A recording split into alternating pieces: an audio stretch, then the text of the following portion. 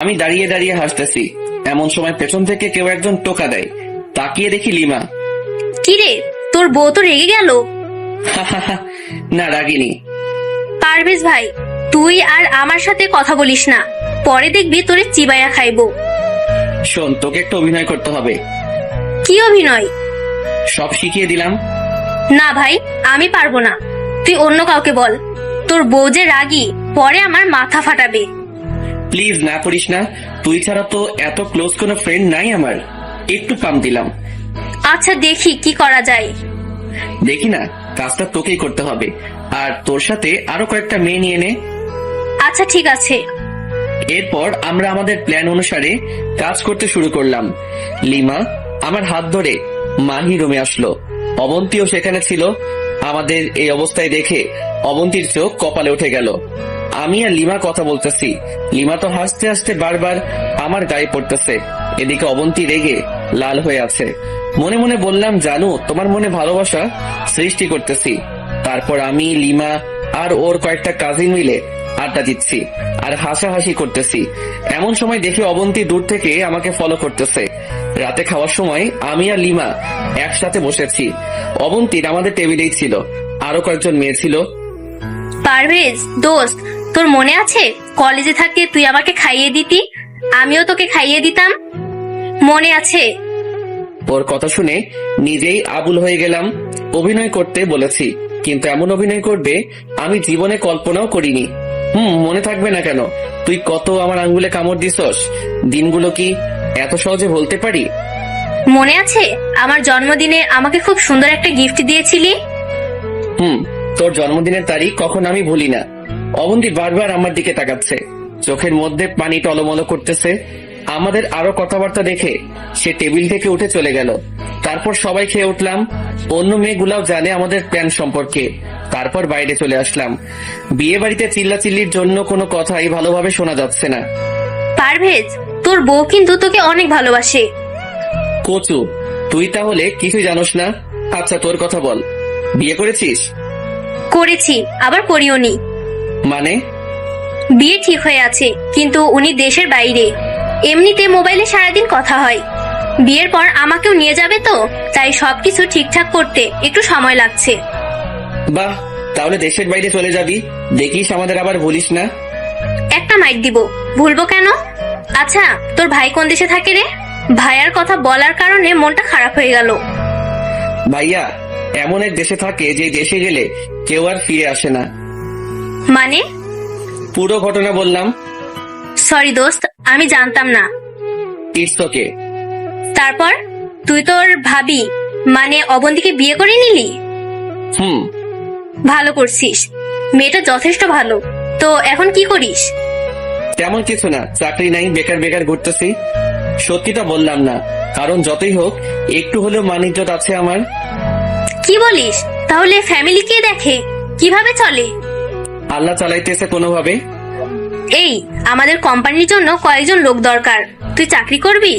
আমি বাবাকে বলে দিলে তোর কোনো ইন্টারভিউ নিবে না, সরাসরি চাকরি দিয়ে দিবে। কিন্তু কিন্তু কি? বেতনের কথা বলতেছিস তো? আচ্ছা, বেতনও বাড়িয়ে দিব, তুই তোর সার্টিফিকেট জমা দিয়ে দিস। থ্যাঙ্কস দোস্ত। আরে থ্যাঙ্কস এর কি আছে, চাকরি হয়ে গেলে ট্রিট দিবি। আচ্ছা ঠিক আছে, দিব। মনে মনে ভাবতেছি, এই মেয়েটার সাথে কলেজে তেমন একটা কথা বলতাম না, জাস্ট হাই হ্যালো ছাড়া। আর আজকে সেই আমাকে চাকরি দিয়ে দিল। আসলে উপরওয়ালা কাকে কখন প্রয়োজনে এনে দেয় বলা যায় না। তারপর একটি মেয়ে এসে আমাদের যেতে বলল। হলুদের অনুষ্ঠান নাকি শুরু হয়ে গেছে। এই শোন, বলো। এবার তোর বউকে আসল দোষ দিব। কি সেটা? তুই শুধু দেখ। তারপর সে আমার হাত ধরে স্টেজের সামনে যায়। অবন্তী আমাদের দেখে বড় বড় চোখ করে তাকিয়ে আছে। গায়ে হলুদ শুরু হলো, সবাই গায়ে হলুদ দিচ্ছে। সব শেষে আমি আর অবন্তী রয়ে গেলাম। তারপর দুজন একসাথে স্টেজে উঠলাম। মাহিকে হলুদ লাগিয়ে দিলাম। মাহি আমাকে মিষ্টি খাইয়ে দিল, আমিও দিলাম, অবন্তীও দিল। তারপর আমি একটা মিষ্টি অবন্তীর মুখের কাছে নিলাম। সে কিছুক্ষণ আমার দিকে তাকিয়ে রইল। তারপর মিষ্টিটার কিছু অংশ খেলো। তারপর সেও আমাকে একটা মিষ্টি খাইয়ে দিল। ভিতরে ভিতরে আমার মনটা নাচানাচি করতেছে। এমন সময় লিমা একটা অদ্ভুত কাজ করে বসলো। সে স্টেজে উঠে অনেকগুলো হলুদ নিয়ে আমার পুরো মুখে মেখে দিল। আমি অবন্তীকে দেখিয়ে লিমাকে হলুদ লাগিয়ে দিলাম। লিমার কাজিনগুলো এসে আমার মাথা থেকে শুরু করে হাত মুখ সব জায়গায় হলুদের পুরো অংশ ঢেলে দিল। অবন্তী আমাদের এই অবস্থা দেখে উঠে চলে গেল। তারপর বাইরে এসে আমি আবারও লিমার সাথে কথা বলতেছি, এমন সময় অবন্তী কোথা থেকে এসে আমার পাঞ্জাবির কলার চেপে ধরে টেনে রুমে নিয়ে যায়, ঠাস করে দরজাটা লাগিয়ে দেয়। তারপরে, কি ব্যাপার, এইভাবে ধরে নিয়ে আসলেন কেন? ওই মেয়ে দেখলে কথা বলতে মন চায়। তাতে আপনার সমস্যা কোথায়? আছে অনেক সমস্যা। তুমি অন্য মেয়ের দিকে তাকাতে পারবে না। কেন? সেটা না জানলেও চলবে। আমার যেহেতু কেউ নেই সেহেতু আমি অন্যদের সাথে অবশ্যই কথা বলবো। না, তুই কারোর সাথে কথা বলতে পারবি না। আর যেন ওই মেয়েটার সাথে না দেখি। সমস্যা কোথায়? বলছি না কথা না বলতে। যদি বলি? তাহলে আব্বুকে কল দিয়ে বলবো তুমি আমাকে ছেড়ে অন্য মেয়ের সাথে প্রেম করছো। কি? আপনি এই কথা বলতে পারবেন? এখন পাঞ্জাবিটা খুলে শুয়ে পড়ো। আপনি কোথায় ঘুমাবেন? পরে দেখা যাবে, তুমি শুয়ে পড়ো। তারপর আমি পাঞ্জাবিটা খুলে রেখে বিছানায় শুয়ে পড়লাম। আপাতত কেউ নেই, একা একা শুয়ে আছি। শুয়ে শুয়ে ভাবতেছি অবন্তী এমন রাগ দেখালো কেন? সেও কি আমাকে ভালোবাসে নাকি? দূর, এটা হয় না। সে আমাকে এখনো দেবরের মতোই দেখে। বুঝতেছি না কেন যে অবন্তী আমাকে মেনে নিচ্ছে না। আল্লাহ ভালো জানে। ভাবতে ভাবতে কখন যে ঘুমিয়ে পড়েছি নিজেও জানি না। সকালে ঘুম থেকে উঠতে যাব এমন সময় বুকের উপর ভারী কিছু একটা অনুভব করলাম। তাকিয়ে দেখি অবন্তী আমার বুকের উপর ঘুমিয়ে আছে। এটা কি হলো? আমি তো নিজের চোখকে বিশ্বাস করতে পারছি না। বাহ, এটা তো মেঘনা চাইতে বৃষ্টি পাওয়ার মতো। আমি উঠতে গিয়ে উঠিনি। এই প্রথম অবন্তী আমাকে স্পর্শ করলো, তাও এমন একটা মুহূর্ত। আমি কেন? পৃথিবীর কোনো পুরুষই এ অবস্থা থেকে উঠবে না। আমি ঘুমের ভান ধরে শুয়ে আছি। দেখি অবন্তী কি করে। কিছুক্ষণ থাকার পর অবন্তী উঠলো, উঠে শাড়ি ঠিক করে নিল। আমি যেন না বুঝতে পারি, সে আস্তে করে রুম থেকে চলে যায়। আমি মনে মনে হাসতেছি। বালিকা, নিজের জামাইয়ের বুকে মাথা রেখে ঘুমাইছো, সেটা দেখলে সমস্যা কোথায়? যাক, একটু পর সে আবার রুমে আসলো। এসে, পারভেজ, আয় পারভেজ। আমি ঘুমের ভান ধরে বললাম, আই ওঠো, অনেক দেরি হয়ে গেছে। আপনি যান, আমি আরেকটু ঘুমাই। না, আর ঘুমাতে হবে না। ওঠো ওঠো, একটু পর বরপক্ষ এসে যাবে। আচ্ছা, উঠছি। এই একটা কথা বলেন তো, কি? আপনি কালকে রাতে কোথায় ছিলেন? মাহির সাথে। কেন? না, এমনি। কেউ একজন আমার পাশে শুয়েছিল, মনে হয় লিমা হবে। কি? আবারও এই মেয়েটার সাথে কথা বলছো? তাহলে কি হতে পারে? আপনি কাউকে দেখেছেন? এই নাও তোমার ব্রাশ, তাড়াতাড়ি ফ্রেশ হয়ে আসো। এই কথা বলে অবন্তী একরকম চোরের মতোই রুম থেকে চলে গেল। আমি বসে বসে হাসতেছি। ফ্রেশ হয়ে এসে নাস্তা করে নিলাম। তারপর কিছুক্ষণ হাঁটাহাঁটি করলাম। বাইরে গিয়ে লিমার সাথে দেখা হয়। কিরে, তুই বেঁচে আছিস? তোর কি মনে হয়? আমার তো মনে হয় তুই মারা গেছিস। তোর আত্মা ভূত হয়ে ঘুরতেছে। হঠাৎ করে এই কথা বললি কেন? কালকে রাতে তোর বউ যেভাবে তোরে ধরে নিয়ে গেছে সেটা দেখে মনে হয়েছে যে তুই আজকে শেষ। আরে না, তেমন কিছু না। তোকে তো মনে হয় ভালোবাসে।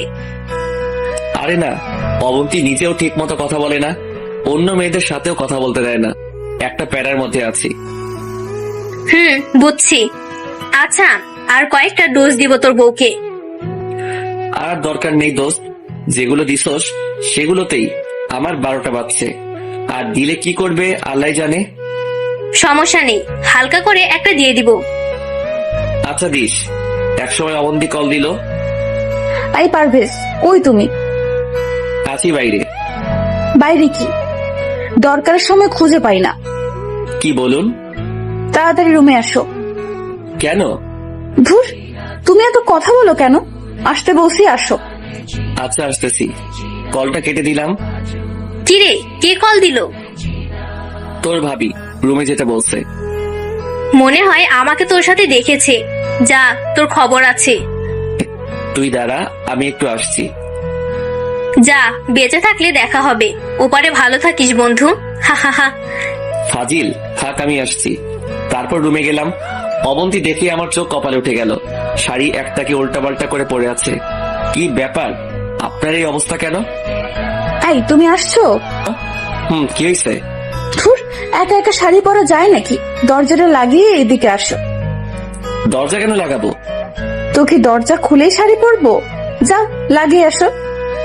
আমি গিয়ে দরজা লাগিয়ে আসলাম। এই শাড়ির আঁচলটা একটু ধরো তো। আমি তো অবাক হয়ে গেলাম, এটা কি বলে? ওই আবুলের মতো দাঁড়িয়ে আছো কেন? না মানে স্বপ্ন নাকি বাস্তব সেটাই তো বুঝতেছি না। সামান্য শাড়িটা ধরতে বলেছি, এতেই এই অবস্থা। অন্য কিছু বললে কি হতো? অন্য কিছু কি? ওই এত কথা বলো কেন? যেটা করতে বলেছি সেটা করো। আমি গিয়ে হাঁটু গেড়ে বসে শাড়ির কচিগুলো ধরলাম। আপনি শাড়ি পরতে পারেন না? পারি, তবে পুরোপুরি ভাবে পারি না। তাহলে কাল কিভাবে পড়েছেন? বাসা থেকে আসার সময় আম্মু পরিয়ে দিয়েছে। ও আচ্ছা। যাও তুমি গিয়ে গোসল করে রেডি হয়ে নাও, একটু পর অনুষ্ঠান শুরু হবে। আচ্ছা ঠিক আছে। তারপর গোসল করে রেডি হয়ে নিলাম। অবন্তী নিজের হাতেই আমার শার্টের বোতাম লাগিয়ে দিল। একটা জামাই জামাই ভাব আসলো শরীরে। আমি রেডি হয়ে বাইরে গেলাম। মাহির বাবা ডেকে নিয়ে গেল ওনার সাথে একটু দেখাশোনা করার জন্য। আমি ওনার সাথে গেলাম। বরপক্ষ চলে আসলো। খাওয়া দাওয়ার পর্ব শুরু হলো।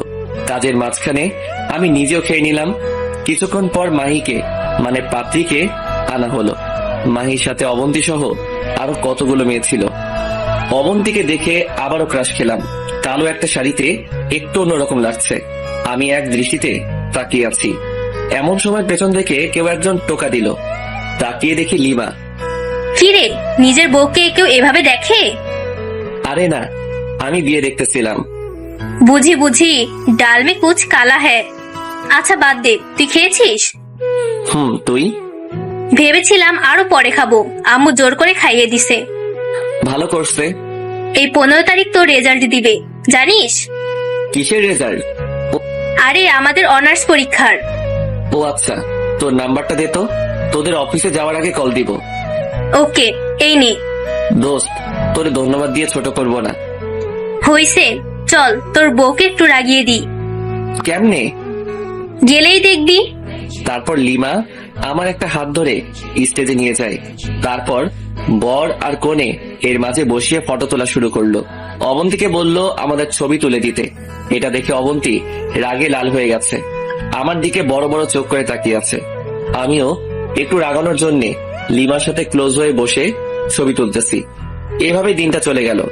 বিকাল বেলা বসে আছি, এমন সময় বস কল দিল। আসসালামু আলাইকুম। পারভেজ, তুমি কোথায়? আমি তো একটা বিয়ের অনুষ্ঠানে আসছি। কালকে কাজে আসবে। কিন্তু বস, বিয়ে তো এখনো শেষ হয়নি, বউ ভাত বাকি আছে। তোমাকে আর কাজে আসতে হবে না, তুমি বিয়ে খাও। না বস, ঠিক আছে, আমি কালকে আসব। মনে থাকে যেন, না হলে চাকরি ডিসমিস। কলটা কেটে দিল। আমি মনে মনে ভাবতেছি, শালা লিমাদের ওখানে চাকরিটা একটু পাই তখন দেখবি তোর এই ব্যবহারের ফল আমি সুদে আসলে দিব। অবন্তীর কাছে গেলাম। একটু এদিকে আসেন তো। আমাকে কেন ডাকতেছো? তোমার তো আর অন্য মেয়ে ফ্রেন্ডের অভাব নেই। দেখেন, বাজে কথা না বলে সাইডে আসেন। কি হয়েছে? আপনি থাকেন, আমি চলে যাচ্ছি। চলে যাচ্ছ মানে? কোথায় যাচ্ছ? বস কল করেছিল, কালকে কাজে না গেলে চাকরি থাকবে না। এখান থেকে তো আর কাজে যাওয়া সম্ভব না, তাই বলছিলাম আপনি থাকেন, বিয়ে শেষ হলে তারপর আমি এসে নিয়ে যাব। দরকার নেই, দাঁড়াও আমিও যাব। মানে কি, এখনো বিয়ে শেষ হয়নি? আসলটা শেষ, আর এখানে থেকেও কোনো মজা পাবো না। মাহি তো চলে যাবে, সো দাঁড়াও আমিও আসছি। কিছু না বলে দাঁড়িয়ে আছি। তারপর সবার থেকে বিদায় নিয়ে বাসার দিকে রওনা দিলাম। লিমাকে ইশারাই বলেছি মোবাইলে কথা বলবো। তারপর একটা সিএনজি নিয়ে বাসায় চলে আসলাম। কে চলে আসলে যে? বিয়ে শেষ নাকি? না, কাজ আছে, বস কল করেছিল তাই। তারপর রুমে চলে গেলাম। ফ্রেশ হয়ে বাইরে চলে গেলাম। আইমানকে কল দিয়ে আসতে বললাম। আসার পর পুরো ঘটনা ওর সাথে শেয়ার করলাম। বাহ, তার মানে সব ঠিকঠাক হয়ে গেছে? এখনো শিওর না, আরো কয়েকদিন দেখি। লিমার ডোজটায় কাজ হয়েছে, না হলে অবন্তী এত সহজে নরম হতো না। বন্ধু, ঠিক বলছিস, লিমা অনেক হেল্প করেছে। আরো কিছুক্ষণ আড্ডা দিয়ে বাসায় চলে আসলাম। রাতে খেয়ে রুমে গেলাম। দেখলাম অবন্তী বিয়ে তোলা ছবিগুলো দেখতেছে। আমি গিয়ে কাঁথা আর বালিশটা নিয়ে ফ্লোরে ঘুমানোর জন্য রেডি হচ্ছি।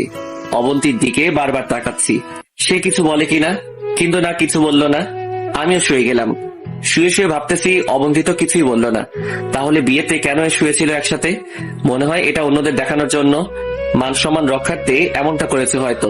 আমার কপালে এগুলো নেই, তাই এগুলো নিয়ে চিন্তা না করাই বেটার। অবন্তী আগেও আমাকে মেনে নেয়নি, এখনো নিচ্ছে, আর ভবিষ্যতে নেবে বলে মনে হয় না। ভাবতে ভাবতে ঘুমিয়ে গেলাম। সকালে ঘুম থেকে উঠে ফ্রেশ হয়ে কাজে যাচ্ছি।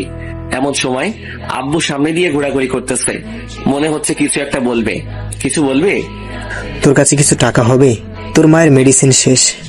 আমি জানি পকেটে মাত্র 20 টাকা আছে, কারণ যেগুলো ছিল সব বিয়েতে খরচ হয়ে গেছে। যাতায়াত, বিয়ের উপহার, অবন্তী শাড়ি, পুরো মাসের বেতন শেষ। কি বলবো বুঝতেছি না। আচ্ছা, প্রেসক্রিপশনটা আমাকে দাও, আমি আসার সময় নিয়ে আসবো। তারপর বাবার থেকে প্রেসক্রিপশনটা নিয়ে বেরিয়ে গেলাম। ভাবতে লাগলাম কিভাবে কি করব। হেঁটে হেঁটে কাজে চলে গেলাম। প্রতিদিনের মতো সেই দোকানে দোকানে মাল দেওয়া আর ভ্যান ঠেলা। কাজ শেষ করে আসার সময় বসের কাছে কিছু টাকা চাইলাম, শালা টাকা তো দিলই না, উল্টো আরো ঝাড়ি দিল। পরে আইমানকে কল করে দেখা করতে বলি, ওর কাছ থেকে কিছু টাকা নিয়ে আম্মুর জন্য মেডিসিন গুলো কিনে নিয়ে আসি। এইভাবে দিন যেতে লাগলো। কয়েকদিন পর আমাদের রেজাল্ট দিবে। এটা নিয়ে আমার তেমন মাথা ব্যথা নেই, কারণ আমার পরীক্ষা যে খারাপ হয়েছে সেটা আমি খুব ভালো করে জানি। ফেল করবো এটাই শিওর। এদিকে অবন্তী রেজাল্টের চিন্তায় শেষ। দেখতে দেখতে রেজাল্টের দিন চলে আসলো। আমি যথারীতি কাজে চলে গেলাম। দুপুরবেলা অবন্তী আমাকে কল দিয়েছে। আই পারভেজ, তুমি কোথায়? কাজে আছি। কেন, কি হয়েছে? রেজাল্ট দিয়ে দিছে, আমি পাশ করেছি। কংগ্রাচুলেশন। থ্যাঙ্কস। এই তোমার রোল নাম্বার আমি ভুলে গেছি, আমাকে বলো তো। আমি নিজেও ভুলে গেছি। অ্যাডমিন কার্ড দেখো। আচ্ছা, দেখতেছি। তারপর কলটা কেটে দিল। পাশে বস ছিল। আমার মোবাইলে কথা বলা দেখে উনি বিরক্ত মাখা মুখ নিয়ে বলল, ওই মিয়া, কাজ করতে আসো নাকি প্রেম করতে? Sorry boss. আরে রাখো তোমার সরি, মোবাইল বন্ধ করো মিয়া। এতই যখন বউ বউ করো তাহলে কাজে আসো কেন? বউয়ের কাছে থাকলেই তো পারো। এই শালার উপর তো রাগ হচ্ছেই, সাথে অবন্তীর উপরও। কল দেওয়ার আর সময় পেল না। রেজাল্ট দিয়েছে তো কি হয়েছে, বাসায় গেলেও তো বলা যেত। আমি মোবাইলটা বন্ধ করে রেখে দিলাম। তারপর কাজ শেষ, বসের কাছে টাকা চাইলাম। উনি মুখের উপর বলে দিয়েছে মাস শেষ হওয়া ছাড়া কোনো টাকা দিবে না। যদি অতিরিক্ত করি তাহলে অতিরিক্ত কাজের টাকা দিবে। আমি আরো 2 ঘন্টা করে 100 টাকা নিলাম, তার হিসেবে নাকি আরো কম পাবো। তারপর গেলাম টিউশনিতে। পড়ানোর এক পর্যায়ে ছাত্রের মা আসলো, টাকা হাতে নিয়ে দাঁড়িয়ে আছে। আন্টি কিছু বলবেন?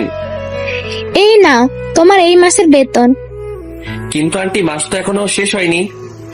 জানি, তোমাকে আর আসার দরকার নেই, আমি ওর জন্য নতুন টিচার দেখছি। কিন্তু আন্টি কেন?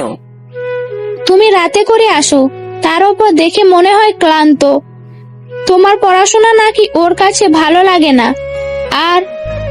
আর কি? আর তুমি নাকি ভ্যান। তোমাকে আজকে সকালে ওর ফ্রেন্ডরা সবাই দেখেছে। তারপর স্কুলে গিয়ে ওর অনেক রকম কথাবার্তা বলেছে, ঠাট্টা করেছে। আমি কিছু না বলে নিচের দিকে তাকিয়ে আছি। শালা ভ্যান গাড়ির সাথে পড়ানোর কি সম্পর্ক এখনো আমার মাথায় আসছে না। কিছু না বলে ওই বাসা থেকে বেরিয়ে গেলাম। এবার কি হবে? টিউশনির টাকাটা দিয়ে আব্বু আমার মেডিসিন কিনি, কিন্তু এবার কি হবে? হঠাৎ করে অবন্তীর রেজাল্টের কথা মনে পড়লো। আন্টির দেওয়া বেতনগুলো দেখতে লাগলাম। পুরো টাকা দেয়নি, অর্ধেক দিয়েছে। বাস আসলে সব দিক দিয়ে আসে। অবন্তীর জন্য 2 কেজি মিষ্টি নিলাম। তারপর হেঁটে হেঁটে বাসায় গেলাম। কলিং বেল দেওয়ার একটু পর দরজা খুলে দিল। তাকিয়ে দেখি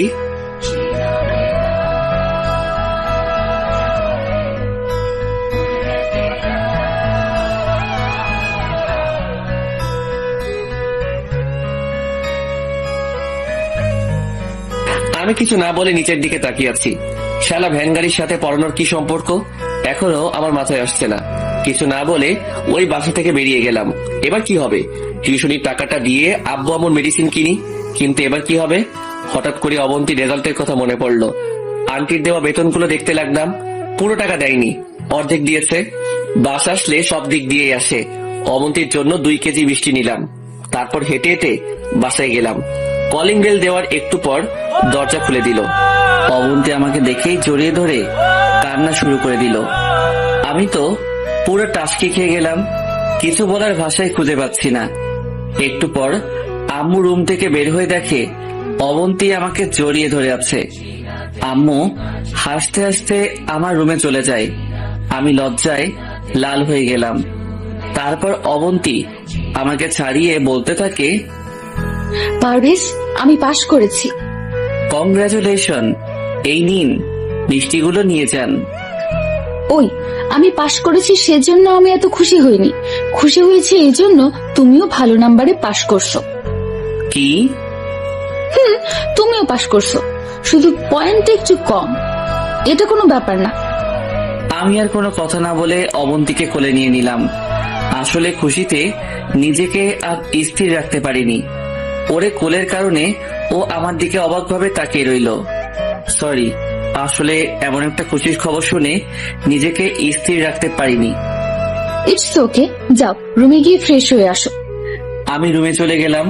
মনে মনে ভাবলাম এবার লিমাদের অফিসে যাব, দেখি চাকরিটা হয় কিনা। ফ্রেশ হয়ে আব্বু আম্মুর কাছে আসলাম। আব্বু আম্মু দুজনেই অনেক খুশি।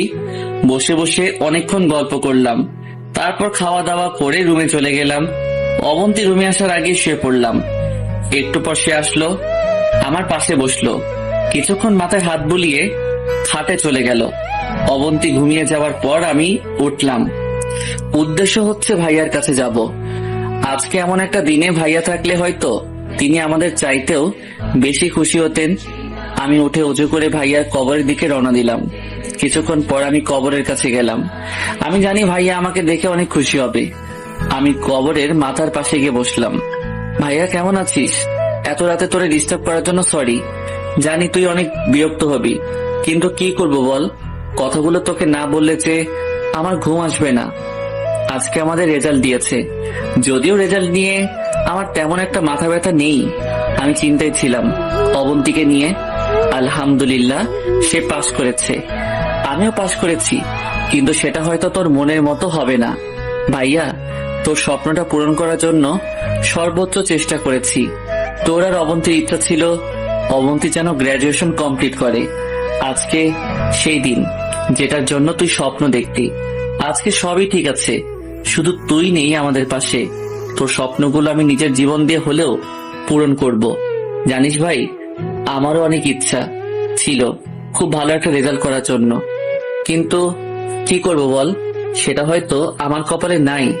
তারপরও যে পাশ করেছি সেটার জন্য আলহামদুলিল্লাহ। ভাইয়া, তুই যদি থাকতি হয়তো আমিও ভালো কিছু করতাম। তুই চলে যাওয়ার পর থেকে আমার পুরো পৃথিবীটাই পাল্টে গেছে। এখন বুঝতে পারছি তুই কষ্ট করে আমাদের স্বপ্নগুলো পূরণ করেছিস। এত কষ্ট করার পরেও নিজেকে সবসময় হাসি খুশি রেখেছিস। ভাই, তোর জন্য তো আমি কিছুই করতে পারিনি। সারা জীবন তুই আমাদের জন্য করে গেছিস। জানিস ভাইয়া, অবন্তী এখনো আমাকে মেনে নেয়নি, হয়তো নিবেও না, কিন্তু তাতে আমার কোনো আফসোস নেই। সে এখনো তোকে অনেক ভালোবাসে। অবন্তীর জন্য না হয় আমি আমার জীবনটা স্যাক্রিফাইস করে দিলাম। সে যেমন থাকতে চায় তেমনই থাকুক। ভাই, আমার টাকা পয়সা কিছুর দরকার নেই, শুধু তোকে দরকার। তুই আরেকবার আমাদের মাঝে ফিরে আয়, কখনো তোকে হারাতে দিব না। প্লিজ ভাই, আয় আরেকবার। আর কোনো কথাই আসছে না মুখ দিয়ে। বসে বসে ভাইয়ের স্মৃতিগুলো মনে করতে লাগলাম। তারপর উঠে কবর জিয়ারত করে বাসায় চলে আসলাম। এসে দেখি অবন্তী মন খারাপ করে বসে আছে। কি ব্যাপার, আপনি ঘুমাননি? কোথায় গিয়েছিলে? এই তো একটু বাইরে, ঘুম আসছে না তাই ঘুরে এলাম। মিথ্যা বলো কেন, সত্যি করে বলো। ভাইয়ার কবরের কাছে। এত রাতে? জিয়ারত করতে গেছিলাম। কি কি বলেছো তোমার ভাইকে? কিছু না, জাস্ট জিয়ারত করে চলে আসছি। আমি সব শুনেছি। আপনি কিভাবে শুনেছেন? তোমার পেছনে পেছনে গিয়েছিলাম। রাত অনেক হয়েছে, ঘুমিয়ে পড়ুন। অবন্তী কিছু একটা বলতে চেয়েছিল, কিন্তু আমি গিয়ে শুয়ে পড়লাম। সকালবেলা ঘুম থেকে উঠে ফ্রেশ হয়ে কাজে যাব, এমন সময় অবন্তী সামনে আসলো। কিছু বলবেন? একটা কথা ছিল। বলেন। আমি একটু আমাদের বাসায় যাব, যদি দিয়ে আসতে ভালো হতো। কিন্তু আমি তো কাজে যাচ্ছি, আর হঠাৎ করে ওই বাসায় কেন? রেজাল্ট দিয়েছে, আম্মু আব্বু শুনে অনেক খুশি হয়েছে, আর এমনিতেই অনেক দিন যায়নি। সকালে আম্মু কল দিয়ে তোমাকে নিয়ে যেতে বলেছে। আম্মু আব্বুকে বলেছেন? হুম, কি বলেছে? যাওয়ার জন্য বলেছে। যদি তুমিও যাও তাহলে ভালো হতো। না, আমি যেতে পারবো না। কেন? গেলে সমস্যা কোথায়? কাজ আছে। কালকে এমনিতেই অগ্রিম টাকা নিয়ে নিয়েছি, এখন কাজ না করলে বের করে দিবে। পরে দেখা যাবে চাকরিটাও যাবে। তাহলে আমাকে বাসায় নামিয়ে দিয়ে তারপর যেও প্লিজ। না করো না, একা একা ভয় করে। আচ্ছা ঠিক আছে, রেডি হয়ে নেন। ওয়েট, যাবো আর আসবো। আমি বাইরে দাঁড়িয়ে রইলাম। অবন্তী দেরি হয়ে আব্বু আম্মুকে সালাম করে বেরিয়ে গেল। একটা রিক্সা নিয়ে ওদের বাসার দিকে রওনা দিলাম। কালকে যে মিষ্টিগুলো আমি কিনে নিয়ে আনলাম সেগুলো আম্মু ওর সাথে দিয়ে দিয়েছে, যাতে আর ওখানে যাওয়ার সময় কিছু কেনা না লাগে। কিছুক্ষণ পর অবন্তীদের বাসায় চলে আসলাম। ওর ব্যাগপত্র নামিয়ে দিয়ে চলে আসতে যাব, এমন সময় অবন্তী ডাক দিল। পারভেজ, বলেন। কিছু খেয়ে যাও। এখন না, এমনিতেই দেরি হয়ে যাচ্ছে। আসি, আল্লাহ হাফেজ। পারভেজ, আবার কি? রাতে আসতে পারবে? রাতে এসে কি করব? আম্মু তোমাকে আসতে বলেছে। রাতে এসে দেখা করে নিও। রাতে থেকে পরের দিন এখান থেকে কাজে যেও। চেষ্টা করব। এ কথা বলে আবার রওনা দিলাম। মনে মনে ভাবলাম, আজকে হঠাৎ করে অবন্তী এত ভালোবাসা দেখাচ্ছে, কারণ কি? মনে হয় কাল রাতে সবকিছু শুনে ফেলেছে। দূর, এত কিছু ভেবে লাভ নেই। ও আমাকে মেনে নিবে না। ভালো পাশ করার কারণে হয়তো কৃতজ্ঞতা দেখাচ্ছে। অবন্তীকে ওদের বাসায় রেখে আমি কাজে চলে গেলাম। সারাদিন কাজ করলাম। এর মাঝে অবন্তী বেশ কয়েকবার কল দিয়েছে, খেয়েছি কিনা, ভালো আছি কিনা, ওদের বাসায় কখন যাব, আরো অনেক কিছু বলেছে। রাতে আমি আমাদের বাসায় চলে গেলাম। কি রে, তুই এখানে কেন? মানে কি? অবন্তী তোকে কিছু বলেনি? বলেছে, ওদের বাসায় যাওয়ার জন্য বলেছে। তো যাসনি কেন? আরে আজব তো, ও বললেই কি যেতে হবে? অবশ্যই। অবন্তী অনেকবার কল দিয়েছিল তুই আসলে যেন ওদের বাসায় যেতে বলি। আমি যাব না এখন, অন্যদিন যাব। যাবি না মানে? এখনই যা। কিন্তু বাবা। কোনো কিন্তু নয়, রেডি হয়ে আবন্তীর কাছে যা। কি আর করা, রেডি হয়ে ওদের বাসার দিকে রওনা দিলাম। প্রায় 30 মিনিট পর ওদের বাসার সামনে গেলাম। কলিং বেল দেওয়ার সাথে সাথেই দরজা খুলে দিল। কি ব্যাপার, এটা কি হলো?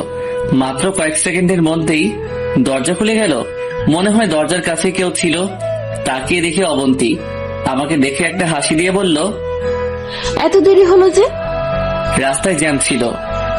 যাও, সোফা রুমে যাও, আম্মু আব্বু ওখানে আছে। আমি ওই রুমে গেলাম, ওনাদের সালাম করলাম, অনেকক্ষণ বসে বসে গল্প করলাম। তারপর একসাথে খেয়ে আমি অবন্তী রুমে চলে গেলাম। রুমে গিয়ে খাটে শুয়ে রইলাম। এমন সময় অবন্তী আসলো। আমি যেই উঠে যাব তখনই, আই, কই যাও? আপনি ঘুমাবেন না? ঘুমাবো তো, কিন্তু তুমি খাট থেকে নামো কেন? না নামলে আপনি কোথায় ঘুমাবেন? সেটা তোমার জানতে হবে না, তুমি ঘুমাও। কিন্তু ওই, ঘুমাতে বলছি না, ঘুমাও। আমি কিছু না বলে ঘুমিয়ে গেলাম। অবন্তী রুম থেকে চলে গেল। মনে হয় অন্য রুমে থাকবে। যাক, ভালোই হয়েছে, আমি অন্তত খাটে ঘুমাতে পারবো। এই ফ্লোরে থাকতে থাকতে পিঠে ব্যথা হয়ে গেছে। আর শ্বশুর বাড়ি এসে যদি নিচে থাকি আর সেটা যদি কেউ দেখে, তাহলে আমার মান ইজ্জত সব শেষ। শুয়ে শুয়ে ভাবছি, অবন্তী কি আসলে আমাকে মেনে নিবে না? আমারও তো ইচ্ছা করে বউয়ের সাথে থাকতে, ওর সাথে ভালো একটা সম্পর্ক রাখতে, মনের গহীনে যত কথা লুকিয়ে আছে সবগুলো শেয়ার করতে। কিন্তু এমন কপাল নিয়ে দুনিয়াতে আসছি যে কপালে সুখ নামের কোনো কিছু লেখা নেই। ভাবতে ভাবতে ঘুমিয়ে গেলাম। রাতের বেলা মনে হলো কিছু একটা আমার মুখের উপর চাপ দিয়ে আছে। আস্তে আস্তে চোখ খুললাম, তাকিয়ে দেখি অবন্তী আমার পাশে শুয়ে আছে। আর একটা হাত আমার মুখের উপরে, অন্য একটা হাত দিয়ে আমাকে জড়িয়ে ধরে ঘুমিয়ে আছে। আমি কিছুক্ষণ অবাক হয়ে তাকিয়ে রইলাম। স্বপ্ন দেখতেছি না তো? না, স্বপ্ন না, আসলে সত্যি। কিছুক্ষণ অবন্তীর মায়া মাখা মুখের দিকে তাকিয়ে রইলাম। দেখে মনে হচ্ছে ছোট্ট একটা বাচ্চা আমার বুকে শুয়ে আছে। তারপর আমিও ঘুমিয়ে গেলাম। সকালে ওর ডাকে ঘুম ভাঙলো। কি ব্যাপার মহারাজ, আর কত ঘুমাবেন? কাজে যাবেন না? ও সরি, আপনি আমাকে আরো একটু আগে ডেকে দিতেন। সমস্যা নেই, এখনো সময় বেশি হয়নি। আমি নাস্তা রেডি করতেছি, তুমি ফ্রেশ হয়ে ডাইনিং রুমে আসো। আচ্ছা ঠিক আছে, আপনি যান, আমি আসছি। অবন্তী চলে গেল। আমি গিয়ে ফ্রেশ হয়ে রেডি হয়ে ডাইনিং রুমে গেলাম। এতগুলো নাস্তা দেখে একটু টাসকে খেলাম। আসলে অনেকদিন হয়েছে এত নাস্তা একসাথে খেয়েছি যে প্রতিদিন সকাল সকাল ঘুম থেকে উঠেই বাইরে গিয়ে কলা পাউরুটি খেয়ে নিতাম। যাই হোক, সবাই মিলে নাস্তা করে নিলাম। নাস্তা করে ওর আব্বু আম্মুর থেকে বিদায় নিয়ে আমি ওদের বাসা থেকে বেরিয়ে গেলাম। উদ্দেশ্য কাজে যাব। গেটের বাইরে আসতেই অবন্তী ডাকলো, পারভেজ, কিছু বলবেন? কাজে না গেলে হয় না? আজকে বাজার করতে হবে। কাজে না গেলে কি দিয়ে বাজার করব? এখানে আবার আসবে? জানি না, তবে মনে হয় না। প্লিজ আসিও। চেষ্টা করব। তারপর বিদায় নিয়ে বেরিয়ে গেলাম। সোজা কলেজে চলে গেলাম। কাজ করতেছি এমন সময় লিমার কথা মনে পড়লো। সে তো বলেছে রেজাল্টের পর ওর বাবার অফিসে যেতে। রেজাল্ট তো দিল, দেখি কিছু একটা হয় কিনা। সেখানে চাকরিটা হয়ে গেলে অন্তত আর ভ্যান গাড়ি নিয়ে হেঁটে হেঁটে মাল বিক্রি করা লাগবে না। লিমাকে কল দিলাম। কয়েকবার রিং পড়লো কিন্তু ধরলো না। আবার দিলাম, এবার ধরলো। হ্যালো লিমা, কেমন আছিস? পারভেজ নাকি রে? ভুলে গেলি নাকি? আরে হারামি, তোরে কেন ভুলবো? বল কি অবস্থা? এই তো মোটামুটি। তোর কি অবস্থা? রেজাল্ট কি? বলিস না ভাই, যেটা আশা করেছিলাম সেটা হয়নি। তোর কি? কোনো মতে পাস করছি। আচ্ছা, একটা কথা ছিল। বল। তুই যে বলেছিলি তোদের অফিসে লোক লাগবে, সেই ব্যাপারে তুই কি তোর বাবার সাথে কথা বলেছিস? কথা বলা লাগবে না, তুই তোর সব কাগজপত্র নিয়ে চলে আসিস। আমি থাকবো। ঠিকানা তোরে মেসেজ করে দিব। থ্যাঙ্কস দোস্ত। থ্যাঙ্কস দিয়ে কাজ হবে না, ট্রিট দিবি। আচ্ছা ঠিক আছে, দিব। কাল কয়টায় আসবো? 10টায় আসিস। আচ্ছা ঠিক আছে। কলটা কেটে দিলাম। মনের মধ্যে একটু শান্তি আসলো। বিকাল পর্যন্ত কাজ করে বাজার করে বাসায় গেলাম। অবন্তী কয়েকবার কল দিয়েছিল ওদের বাসায় যাওয়ার জন্য, আমি না করে দিছি। খেয়ে দিয়ে ঘুমিয়ে গেলাম। সকালে ঘুম থেকে দেরিতে উঠলাম, কারণ কাজে যাব না। 9টার সময় রেডি হয়ে আব্বু আম্মুকে সালাম করে নিলাম। কে রে, তোর আবার কি হয়েছে? কেন সালাম করতে পারি না? আরে পারবি না কেন? হঠাৎ করে করতেছিস তো, তাই জিজ্ঞাসা করলাম। কিছু কি হয়েছে? সেটা বিকাল বেলা বলবো। এখন বল। সারপ্রাইজ। এ কথা বলে বাসা থেকে রওনা দিলাম। লিমার দেওয়া ঠিকানা মতো চলে গেলাম। সেখানে গিয়ে দেখি লিমা বসে আছে। কিরে, আসছিস? হুম। আয়, বাবার সাথে তোর পরিচয় করিয়ে দিই। আর বাবাকে তোর ব্যাপারে সব বলেছি। থ্যাঙ্কস দোস্ত। যা ভিতরে যা, সবকিছু দিয়ে আয়। আমি ভিতরে গেলাম। সবার সাথে পরিচিত হয়ে কাগজপত্র সব জমা দিলাম। এরপর বাইরে এসে লিমার সাথে বসলাম। একটু পর ম্যানেজার এসে আমাকে আর লিমাকে ডেকে নিয়ে যায়। ভেতরে গেলাম। লিমার বাবা বলল, দেখো বাবা, তোমার এসএসসি এবং এইচএসসি এর রেজাল্ট ভালো ছিল, কিন্তু অনার্স এর রেজাল্ট খুব একটা ভালো না। আমাদের রুল অনুযায়ী চাকরিটা তুমি আসলে পাচ্ছ না। চুপ হয়ে দাঁড়িয়ে রইলাম। কিন্তু আমার মেয়ে এত করে বলছে যে চাকরিটা না দিয়ে পারছি না। তুমি চাইলে কালকে থেকে জয়েন করতে পারো। ধন্যবাদ স্যার। খুশিতে চোখ দিয়ে পানি বের হয়ে গেল। আমি আর লিমা ওর বাবার রুম থেকে বের হলাম। লিমা, কি বলে তোকে ধন্যবাদ দিব বুঝতে পারছি না। তোর বউ কেমন আছে? আছে ভালোই। এখন কি ঠিক হয়েছে? আগে থেকে একটু ঠিক হয়েছে, বাকিটা আগের মতোই। টেনশন করিস না, সব ঠিক হয়ে যাবে। চল এখন। কোথায়? ট্রিট নিবি না? আজকে না, অন্যদিন। আচ্ছা ঠিক আছে, আজকে যাই। বসের সাথে কিছু হিসাব আছে, ওগুলো শেষ করে আসি। যা, কালকে থেকে চলে আসিস। ওকে, আল্লাহ হাফেজ। তারপর লিমার কাছ থেকে বিদায় নিয়ে ওদের অফিস থেকে বের হয়ে রাস্তায় আসলাম। আয়মান কল দিল। ওর সাথে কথা বলতে বলতে রাস্তা পার হচ্ছি। এমন সময় কিছু একটা সজোরে এসে আমাকে ধাক্কা দিল। ধাক্কা খেয়ে অনেক দূরে গিয়ে পড়ি।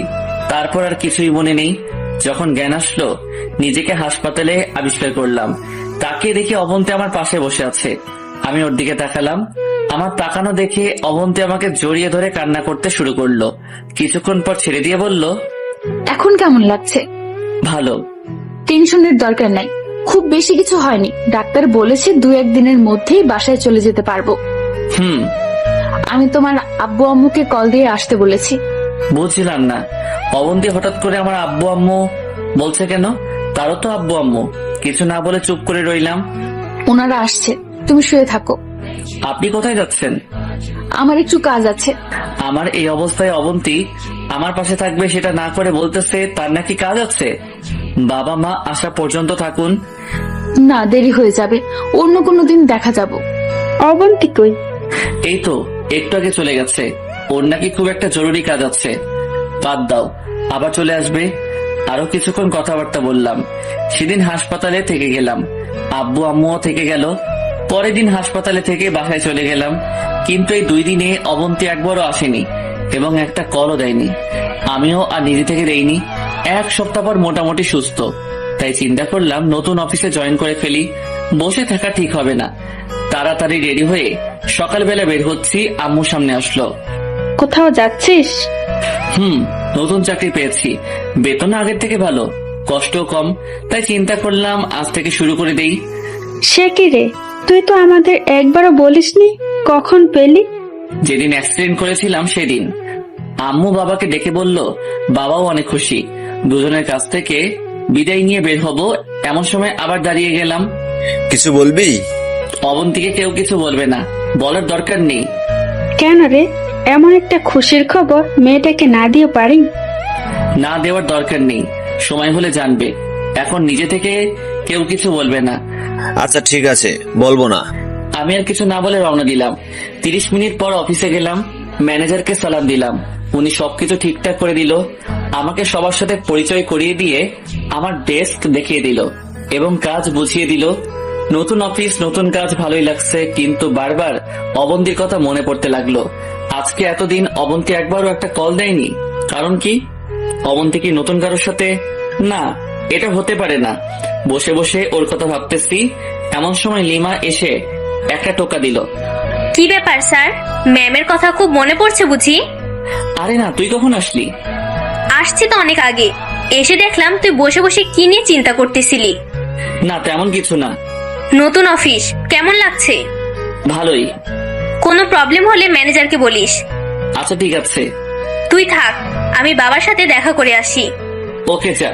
তারপর আবার কাজ করতে লাগলাম, কিন্তু বারবার অবন্তীর কথাই মাথায় ঘুরতে লাগলো। বিকেলবেলা অফিসটা শেষ করে আইমানকে কল দিয়ে আসতে বললাম। আইমান আসলো। দুজনে একটা রেস্টুরেন্টে গেলাম, কিছু খাবার অর্ডার দিলাম। কিরে, তুই তো পুরাই চেঞ্জ। চাকরি পাইছিস? শালা, একবার বললি না। তোর জন্য সারপ্রাইজ ছিল, এখন তো বলে দিলাম। তা আজকে কয়দিন? আজকে জয়েন করলাম লিমাদের অফিসে। কোন লিমা? আর আমাদের কলেজ ফ্রেন্ড লিমা। ও আচ্ছা, ভালো। আমার জন্য একটা দেখ। তুই চাকরি করলে তোর বাবার টাকা কে খাবে? আরে না, আগের মতো টাকা দেয় না। আব্বা কি পরিমাণ কিপটে তুই তো ভালো করেই জানিস। আচ্ছা দেখবো। তোর ভাবি বউ কেমন আছে? ভাবি বউ মানে? আগে ছিল ভাবি, এখন হয়েছে বউ। দুইটা মিলে ভাবি বউ। তুই কোনোদিন ঠিক হবি না। তো কি অবস্থা ওনার? এবার তো অনেক খুশি থাকবে, তাই না? ওরে কিছু জানাইনি। কেন? সবকিছু বললাম। পারভেজ দোস্ত, তোরে আমি আগেই বলেছি মেয়েটার মধ্যে কোনো ঘাপলা আছে। যেমন? পারভেজ দোস্ত, তোরে আমি আগে যেই কথাটা বলছি এখনো সেম কথাটাই বলছি। ওই মেয়েটার মধ্যে কোনো ঘাপলা আছে। প্রথমত, তোর ভাই মারা যাওয়ার পর অবন্তী যদি তোদের বাসা থেকে চলে যেত, খুব ভালো বিয়ে করতে পারতো না। ওর ভাগ্য যে তুই ওকে আবার বিয়ে করেছিস। দ্বিতীয়ত, তোর মা বাবা অবন্তীকে যে পরিমাণ ভালোবাসে, আদর করে, আমার মনে হয় না পৃথিবীর অন্য কোথাও এমন আদর পাবে। সবকিছু থাকা সত্ত্বেও অবন্তী তোর সাথে একই খাটে থাকে না, একসাথে মিশে না। এই থেকেই বোঝা যায় ওর মাঝে কোনো ঘাপলা আছে। কিন্তু আমি তো ওরে কোনো অভাব দেখাইনি। ওর সবগুলো স্বপ্নই পূরণ করেছি। আমার মনে হয় ওর কোনো পুরনো বয়ফ্রেন্ড আছে। আরে না, এটা হয় না। এটাই হবে, গরিবের কথা বাসি হলেও মিষ্টি হয়। কি করব বল? আম্মু আব্বুর দিকে তাকিয়ে ওরে কিছু বলতেও পারছি না। ও এখন কোথায়? ওর বাবার বাসায়। আমার অ্যাক্সিডেন্টের আগে গেছে, এখন আসেনি। একবারও আসেনি? না, কল করে জিজ্ঞেসও করেনি আমি বেঁচে আছি নাকি মরে গেছি। তাইলে শিওর থাক ওর অন্য কোথাও রিলেশন চলতেছে। দোস্ত, ওরে ফলো করতে পারবি? ওকে করলাম, সমস্যা কোথায়? কিন্তু এটা শিওর যে অবন্তী তোর কাছে থাকবে না। আগে হোক আর পরে হোক, ওরে ডিভোর্স দিতে হবে। তুই না দিলেও সে তোকে দিবে। আচ্ছা তুই শুধু ফলো কর। ওকে। আরো কিছু কথা বলে বাসায় চলে আসলাম। এসে ফ্রেশ হলাম। আম্মু রুমে আসলো। কিছু বলবে?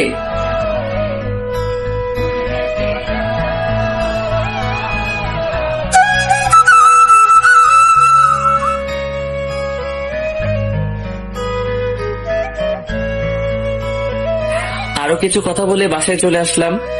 এসে ফ্রেশ হলাম। আম্মু রুমে আসলো। কিছু বলবে? বলো। আব্বু কোথায়? বাইরে গেছে। ও কি বলবা বলো। মেয়েটা অনেকদিন বাসায় নেই, বাসাটা কেমন খালি খালি লাগছে। যা না বাপ, ওরে নিয়ে আয়। কাকে? অবন্তীকে। ওর অনেক মিস করছি। তোর আব্বু বলেছিল বিকাল বেলা যাবে, কিন্তু আমি দেইনি। আমি বলেছি তুই গিয়ে নিয়ে আসবি। ও নিজে থেকে আসবে, আমি নিয়ে আসতে পারবো না। এটা কেমন কথা? একা একটা মেয়ে কি করে আসবে? আরে আজব, এত রাতে ওরে কেমনে নিয়ে আসবো? সকাল হোক, আমি গাড়ি পাঠিয়ে দিব, ও চলে আসবে। না, তুই এখন যা, ওরে নিয়ে আয়। মানে কি এখন নিয়ে আসবো মানে? এই রাতের বেলা? তোরে কি বলেছি আজকে রাতে নিয়ে আসতে হবে? আমি বলেছি তুই এখন যাবি, রাতটা ওখানে থাকবি, কালকে সকালে ওরে নিয়ে আসিস। পারবো না। ঠিক আছে, আমি যাচ্ছি। পাগল হইছো? এত রাতে ওদের বাসায় যাবা মানে? যাবই তো। তুই যেহেতু যাবি না, আমি নিজেই গিয়ে আমার মেয়েকে নিয়ে আসবো।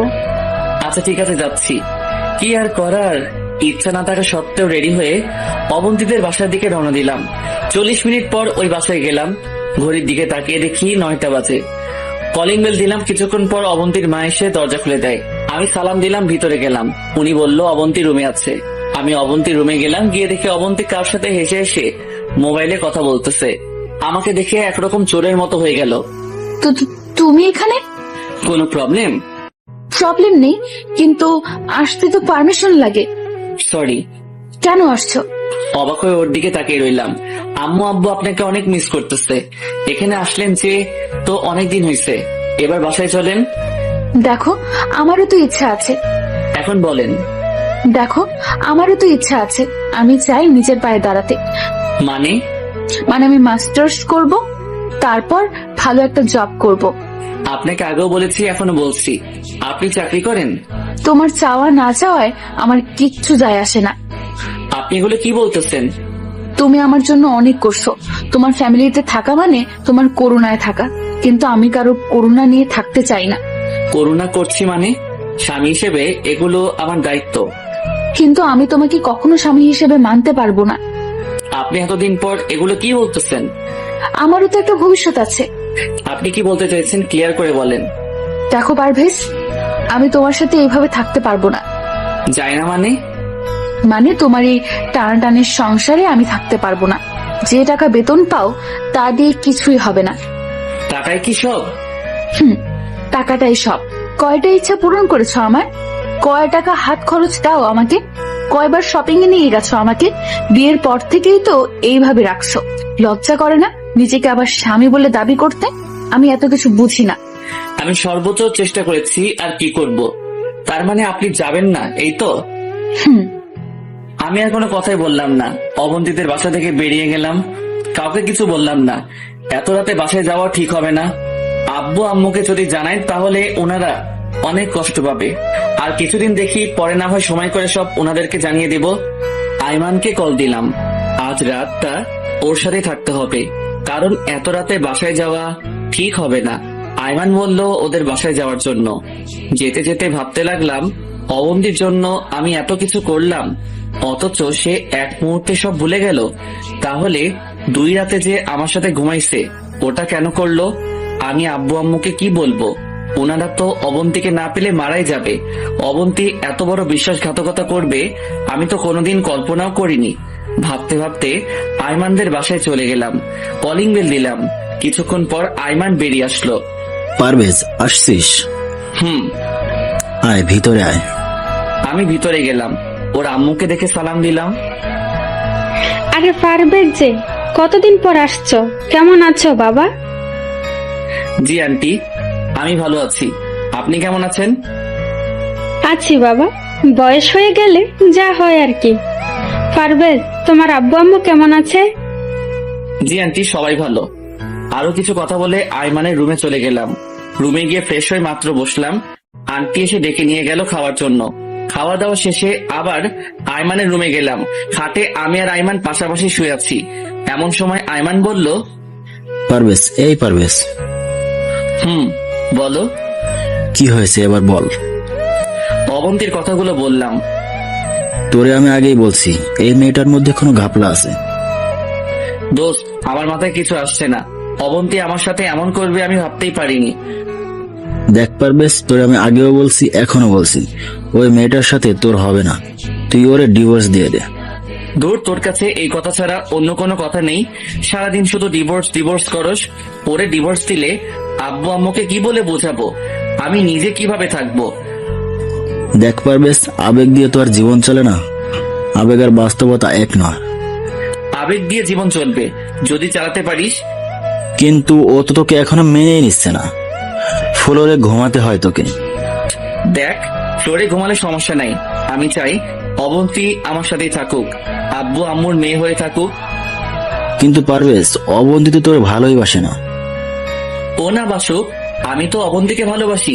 অবন্তী কেন আমাকে ভালোবাসে না সেটাও আমি জানি। কেন?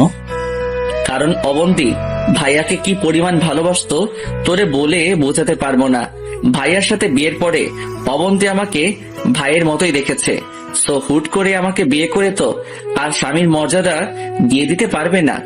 সেটা অবন্তী কেন, পৃথিবীর কোনো মেয়েই পারবে না। ভাইয়া মারা যাওয়ার পর থেকে অবন্তী ঠিক মতো খেত না, ঘুমাতো না, শরীরের প্রতি কোনো কেয়ার ছিল না। কারণ অবন্তীর মনটা পাথর হয়ে গেছে। যেদিন ওই পাথরে ফুল ফুটবে সেদিন অবন্তী পারভেজকে মেনে নিবে। আমিও সেদিনের অপেক্ষায় বসে আছি। আমি কোনো দিনও অবন্তীকে কোনো ব্যাপারে জোর করিনি, আর এখনো করব না। কিন্তু অবন্তী তো আজকে বলে দিছে তোকে মেনে নিবে না। সেটাই তো বুঝতেছি না, হঠাৎ করে অবন্তীর কি হলো? হাসপাতালে গিয়েও আমাকে জড়িয়ে ধরে কান্না করেছিল, তারপর কিছু একটা চিন্তা করে ছেড়ে দিয়েছে। আচ্ছা দোস্ত, কিছু মনে না করলে একটা কথা বলতাম। বলো, মনে করার কি আছে? অবন্তীর কি কারোর সাথে রিলেশন আছে বা ছিল? আমার জানা মতে নাই, কারণ অবন্তীর আম্মু বলেছিল অবন্তীর নাকি কোনো ছেলে ফ্রেন্ডও নাই। সেই জায়গায় বয়ফ্রেন্ড আসার তো প্রশ্নই আসে না। তো তুই এখন কি করবি? তোর আব্বু আম্মুকে বলে দিবি ওর ব্যাপারে? এখন না, আরো কিছুদিন দেখি। এখন বলে দিলে ওনারা অনেক কষ্ট পাবে। পারভেজ, আমার মাথা ঘুরতেছে। তুই তোর আব্বু আম্মুকেও বলবি না, নিজেও কিছু করবি না, তাহলে কি করবি?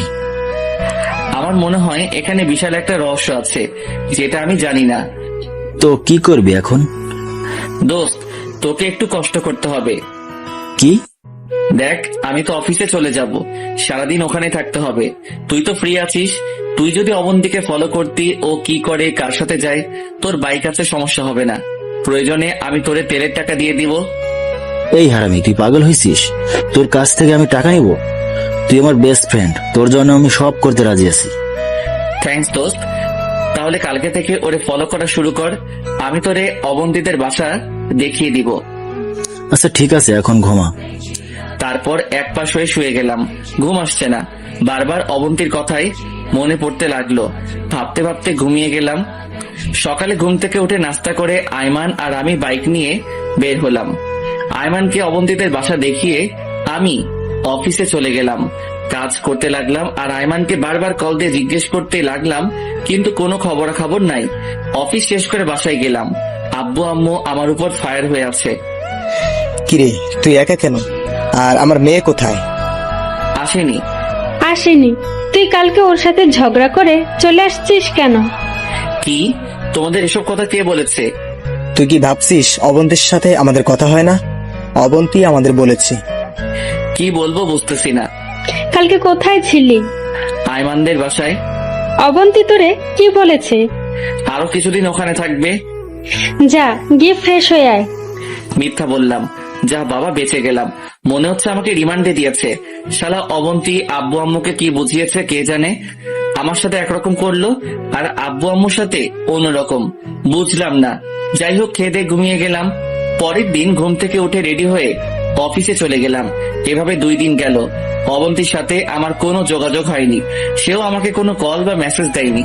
একদিন অফিসে কাজ করতেছি, 10:30 বাজে। এমন সময় আয়মান কল দিল। হ্যালো পারভেজ, বল। তুই কই? অফিসে। তুই কোথায়? আমি তো অবন্তীদের বাসার সামনে। কোনো খবর পাইছিস? এইমাত্র একটা গাড়ি অবন্তীর বাসার সামনে আসলো, আর অবন্তী সেটাতে উঠে চলে যাচ্ছে। গাড়িতে কে দেখছিস? না, দেখা যাচ্ছে না। আচ্ছা দোস্ত, তুই গাড়িটা ফলো কর, কি হয় আমাকে জানা। আচ্ছা ঠিক আছে। কলটা কেটে দিল। আমি একটু টেনশনে পড়ে গেলাম। অবন্তী কার সাথে ঘুরতেছে? 11:20 আয়মান আবার কল দিল। পারভেজ, বল। ঘটনা তো কিছুই বুঝলাম না। কেন, কি হয়েছে? তোর অবন্তী তো লিমার সাথে। কোন লিমা? আরে বেটা, আমাদের বেস্ট ফ্রেন্ড, তোর বসের মেয়ে। অবন্তী তো লিমার কথাই শুনতে পারে না। জানি তোর বিশ্বাস হবে না, আমি ছবি পাঠাচ্ছি, তুই দেখ। আমার কাছে নরমাল মোবাইল। আচ্ছা বিকাল বেলা দেখা করিস। ঠিক আছে। আজকে অবন্তী লিমার সাথে কি করে? আমি কেমনে বলবো, তুই লিমার জিজ্ঞেস করিস। আচ্ছা, তুই আরেকটু ফলো কর। ওকে। আমি বিকালে তোর সাথে দেখা করব। ওকে। কল কেটে দিল। কাজ শেষ করে বিকেল বেলা আয়মানের সাথে দেখা করলাম। আয়মান ওর মোবাইলে তোলা ছবিগুলো আমাকে দেখাতে লাগলো। আসলেই তো এটা যে লিমা। কিন্তু অবন্তী লিমার নামও শুনতে পারে না। আমাকে কয়েকবার হুমকি দিয়েছে যাতে লিমার সাথে দেখা না করি, কিন্তু এখন দেখছি সে নিজেই লিমার সাথে হাত ধরাধরি করে হাঁটছে। কাহিনী তো একটা আছে যেটা আমি জানি না, কিন্তু আমাকে এভাবে বসে থাকলে চলবে না। এই কাহিনীটা কি সেটা বের করতে হবে। এবার বেশ, কি ভাবতেছিস? দুজন একসাথে কি করে সেটা। লিমাকে জিজ্ঞেস কর, তাহলে কাহিনী বুঝে যাবি। কিন্তু লিমা কি আমাকে বলবে? বলবে না কেন, অবশ্যই বলবে। না রে, লিমার পেট থেকে সহজে কথা বের হয় না। ওরে ইমোশনাল করে বের করতে হবে। কিন্তু কিভাবে? কিছু একটা চিন্তা কর। দেখি। আচ্ছা, এখন কল দিব? তুই পাগল হয়েছিস? এখন দিলে ভুলেও বলবে না। তোর সাথে যখন দেখা হবে তখন সিস্টেম করে জিজ্ঞেস করে নিবি। আচ্ছা ঠিক আছে। আরো কিছুক্ষণ আড্ডা দিয়ে বাসায় চলে গেলাম। খাওয়া দাওয়া করে বসে বসে ভাবতে লাগলাম আসলে অবন্তী কি করতে চাচ্ছে। 2 দিন পর আমি অফিসে কাজ করতেছি, এমন সময় লিমা আমার ডেস্কে আসলো। কিরে পারভেজ, কি খবর? ভালো না রে। কেন, বউয়ের জন্য খারাপ লাগছে বুঝি? এই তো ফকিরনি মুখ দিয়ে আসল কথা বের করে দিছে, বাকি কথাগুলো বের করে নেই। না রে দোস্ত, বউয়ের জন্য না। তাহলে আমি আর বেশি দিন বাঁচবো না রে। তুই এগুলো কি বলিস? পাগল হলি নাকি? সত্যি বলছি, ডাক্তার বলেছে আর বেশি দিন নাই। এই, তোর শরীর ঠিক আছে তো? দোস্ত, আমি তো চলে যাব, যাওয়ার আগে একটা রিকোয়েস্ট রাখবি প্লিজ। তুই কি বলতেছিস এগুলো? আমার মাথা ঘুরতেছে। তোকে তো দেখে ভালোই মনে হচ্ছে। না রে, বল আমার রিকোয়েস্টটা রাখবি। কি রিকোয়েস্ট বল? এই তো লাইনে আসছে। অবন্তীর সাথে কি চলতেছে বলবি? মরার আগে জানতে চাই। কি হলো বল। তুই কিভাবে জানিস? তোকে আর অবন্তীকে আমি একসাথে দেখেছি, প্লিজ বল। আমি মাহির বিয়েতে হেসে হেসে কথা বলেছিলাম, তখন অবন্তী এসে আমার হাত ধরে কান্না করতে লাগলো আর বলল যাতে তোর সাথে না মিশি। তো তুই কি বললি? আমি বলেছি তুই আর আমি জাস্ট ফ্রেন্ড, আর কোনো সম্পর্ক নেই। অবন্তীকে রাগানোর জন্যই আমরা বিয়েতে এমন করেছি। তারপর থেকে আমার আর অবন্তীর মাঝে ভালো একটা ফ্রেন্ডশিপ হয়ে যায়। আমরা এখন একে অন্যকে তুই করে ডাকি। তো আমাকে বলিসনি কেন? অবন্তী বলতে নিষেধ করেছে, তোরে নাকি শাস্তি দিবে। কি শাস্তি? অন্য মেয়ের সাথে আর জীবনে কথা না বলিস। আমি যেখানে চাকরি পেয়েছি সেটাও কি বলে দিয়েছিস? তুই জয়েন করতে আসার আগেই ওরে বলে দিয়েছি, আর সে তোর আব্বু আম্মুকে জানিয়ে দিয়েছে। তার মানে আমি বলার আগেই আব্বু আম্মু আর অবন্তী জেনে গেছে? আচ্ছা, এখন আমাদের মধ্যে একটু ঝামেলা চলতেছে, তুই কি সেটা জানিস? জানবো না কেন, আমার বুদ্ধি দিয়েই তো অবন্তী এগুলো করতেছে। তার মানে এসবের মধ্যে তুইও আছিস? রে দোস্ত, আমি অনেকবার না করেছি, কিন্তু অবন্তী আমাকে কিছুতেই ছাড়েনি, তাই করতে বাধ্য হলাম। কিন্তু আসল কথা কি জানিস? কি? অবন্তী তোকে অনেক ভালোবাসে। কচু বাসে, ও জীবনেও আমাকে মেনে নিবে না। নিবে দেখিস। আচ্ছা এবার বল তোর কি হয়েছে? আমার আবার কি হবে? তুই না একটু আগে বললি তুই আর বেশি দিন নেই। আরে ফকিন্নি, এটা মিথ্যা ছিল। তোর পেট থেকে আসল কথা বের করার জন্যই এমন করেছি। কি তুই এটা করতে পারলি? তুই যদি পারিস, আমি কেন পারবো না? দাঁড়া আমি অবন্তীকে সব বলে দিব। বলে দে, তাতে তুই বাস খাবি, আমার কি? ধুর, আমি তোদের কারো সাথে নাই। মনু, মাইনকা চিপা আটকাইছো, বের হওয়ার সুযোগ নেই। বেশি চালাকি করলে এই অবস্থাই হবে। আমি আর এইসবের মধ্যে নেই। তুই আগে ছিলি, এখনো আছোস, এন্ড আগামীতেও থাকবি। শোন, আবার কি? আমি আর তোকে কোনো ইনফরমেশন দিব না। তুই এত হারামি আগে জানতাম না। আরে আগে কথা শোন। বল। আমি যে সবকিছু জেনে গেছি, অবন্তী যাতে না জানে। আমি ওরা বলে দিব। ওকে বলিস আমি অবন্তীকে বলবো লিমা নিজেই এসে আমাকে সত্যি কথা বলে দিছে। তখন অবন্তীর পক্ষ থেকে খুব সুন্দর আর সাজানো একটা বাস খাবি। সো অবন্তীকে কিছু বলবি না। আচ্ছা। লিমা চলে গেল, আমি চেয়ারে হেলান দিয়ে বসলাম। এবার একটু শান্তি আসলো। শালার অবন্তী আমার জীবনটা শেষ করে দিল। কোথায় এসে আমার সাথে রোম্যান্স করবে সেটা না, উল্টো আমাকে বাস দেওয়ার জন্য উঠে পড়ে লেগেছে। বালিকা তুমি চলো ডালে ডালে, আর আমি চলি পাতায় পাতায়। পারভেজ কি জিনিস এবার ভালো করে টের পাবা। আই মাইন না, হারামিরে কল দিয়ে আসার জন্য বললাম, দেখা করব। সন্ধ্যার সময় আসলো, আইমানকে সবকিছু বললাম। আইমান তো পুরো টাস্কি খেয়ে বসে আছে। আরে কি বলিস? সত্যি। অবন্তীর দিকে তাকালে তো মনে হয় নিষ্পাপ একটা মেয়ে, কিচ্ছু জানে না, ভাজা মাছটা উল্টো খেতে জানে না, কিন্তু ওর ভিতর এত প্যাঁচ। দাঁড়া, আমি ওর প্যাচ বের করছি। একটা জিনিস আমার মাথায় আসতেছে না। কি? অবন্তী তোরে হঠাৎ শাস্তি দিতে যাবে কেন? আমি জানি না, সেখানেও হয়তো কোনো রহস্য আছে। দেখ এবার কি হয়। দোস্ত আমি চাই, কালকে দেখা করব। কোথায় যাবি? এখন বাসায় যাব, রেডি হয়ে অবন্তীদের বাসায় যাব। অবন্তীদের বাসায় কেন? তুই এখনো ছোট, বুঝবি না কিছু। আরো বড় হয়ে নে, তারপর নিজে নিজে বুঝে যাবি। আইমান আব্বুলের মতো তাকিয়ে রইল। আমি বাসায় চলে গেলাম, ফ্রেশ হয়ে আব্বুর কাছে আসলাম। কোথাও যাবি নাকি? কোথায়? তোমার বেয়াই মশাই বাসায়। এত রাতে ওখানে কেন? কেন যেতে পারি না? পারবি না কেন? শ্বশুর বাড়ি মধুর হাড়ি, যখন ভালো লাগে তখন যাবি। এখন কি অবন্তীর কথা খুব মনে পড়েছে? আরে এগুলো কি বলো, দূর, যাবই না। বাবা বসে বসে হাসতেছে। আমি রান্না করে গেলাম, আম্মুকে বলে বেরিয়ে গেলাম। 30 মিনিট পর অবন্তীদের বাসায় গেলাম। কলিং বেল চাপ দিলাম। কিছুক্ষণ পর দরজা খুলে দেয়। তাকিয়ে দেখি অবন্তীর আম্মু। আমাকে দেখে মোটামুটি একটা টাস্কি খেলো। খাওয়ার কথা যেখানে পারভেজকে, এত বলতেও যে আসে না, সেখানে নিজে থেকে এসে হাজির, তাও আবার রাতের বেলা। এই পারভেজ। আমি সালাম দিয়ে ভিতরে গেলাম। অবন্তীর বাবা বসে বসে টিভি দেখতেছে। আমাকে দেখে উঠে দাঁড়ালো। আমি ওনার সাথে কৌশল বিনিময় করলাম। অবন্তীর রুমে যাও। যাবো এখন না, একটু পর। তাহলে বসো, গল্প করি। আমি ওনার পাশেই গিয়ে বসলাম। বাবা মায়ের কথা জিজ্ঞেস করলো, চাকরি বাকরির কি খবর জিজ্ঞেস করলো। আমি ওনার পাশে বসে সবকিছুর উত্তর দিচ্ছি। কিছুক্ষণ পর অবন্তী আসলো। আমাকে দেখে ভূত দেখার মতো অবাক হয়ে দাঁড়িয়ে রইল। আমি ওরে পাত্তা না দিয়ে আবারও শ্বশুরের সাথে কথা বলতে লাগলাম। একসাথে খেয়ে আমি অবন্তীর রুমে চলে গেলাম। একটু পর অবন্তী আসলো। কি ব্যাপার, তুমি এখানে আসছো কেন? সেটা আপনাকে কেন বলবো? আজব তো, আমার রুমে এসে শুয়ে আছো অথচ আমাকেই বলবে না। আমি আমার বইয়ের রুমে আসছি, আপনার সমস্যা কোথায়? পারভেজ, এসবের মানে কি? তাই মানে খুব সোজা, আমি আমার বউয়ের কাছে আসছি, আর বউয়ের সাথেই থাকবো। দেখো পারভেজ, ভালো হবে না কিন্তু, আমি কিন্তু চিৎকার করব। তো করেন, দেখি কে আসে। অবন্তী একটু ভয় পেয়ে গেল, তারপর আমার একটু সামনে আসলো।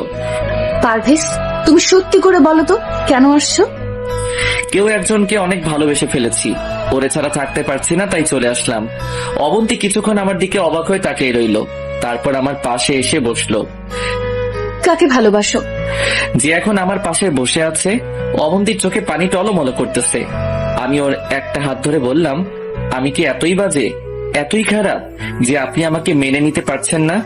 এটা ঠিক যে আপনি কখনো আমাকে মন থেকে মেনে নিবেন না, আবার এটাও জানি কোনো এক কারণে আপনি আমাকে শাস্তি দিতে চেয়েছেন, কিন্তু এমন শাস্তি দিচ্ছেন আরেকটু হলে তো আমি এই পৃথিবী ছেড়ে শেষ করার আগেই মুখ হাত দিয়ে দিল।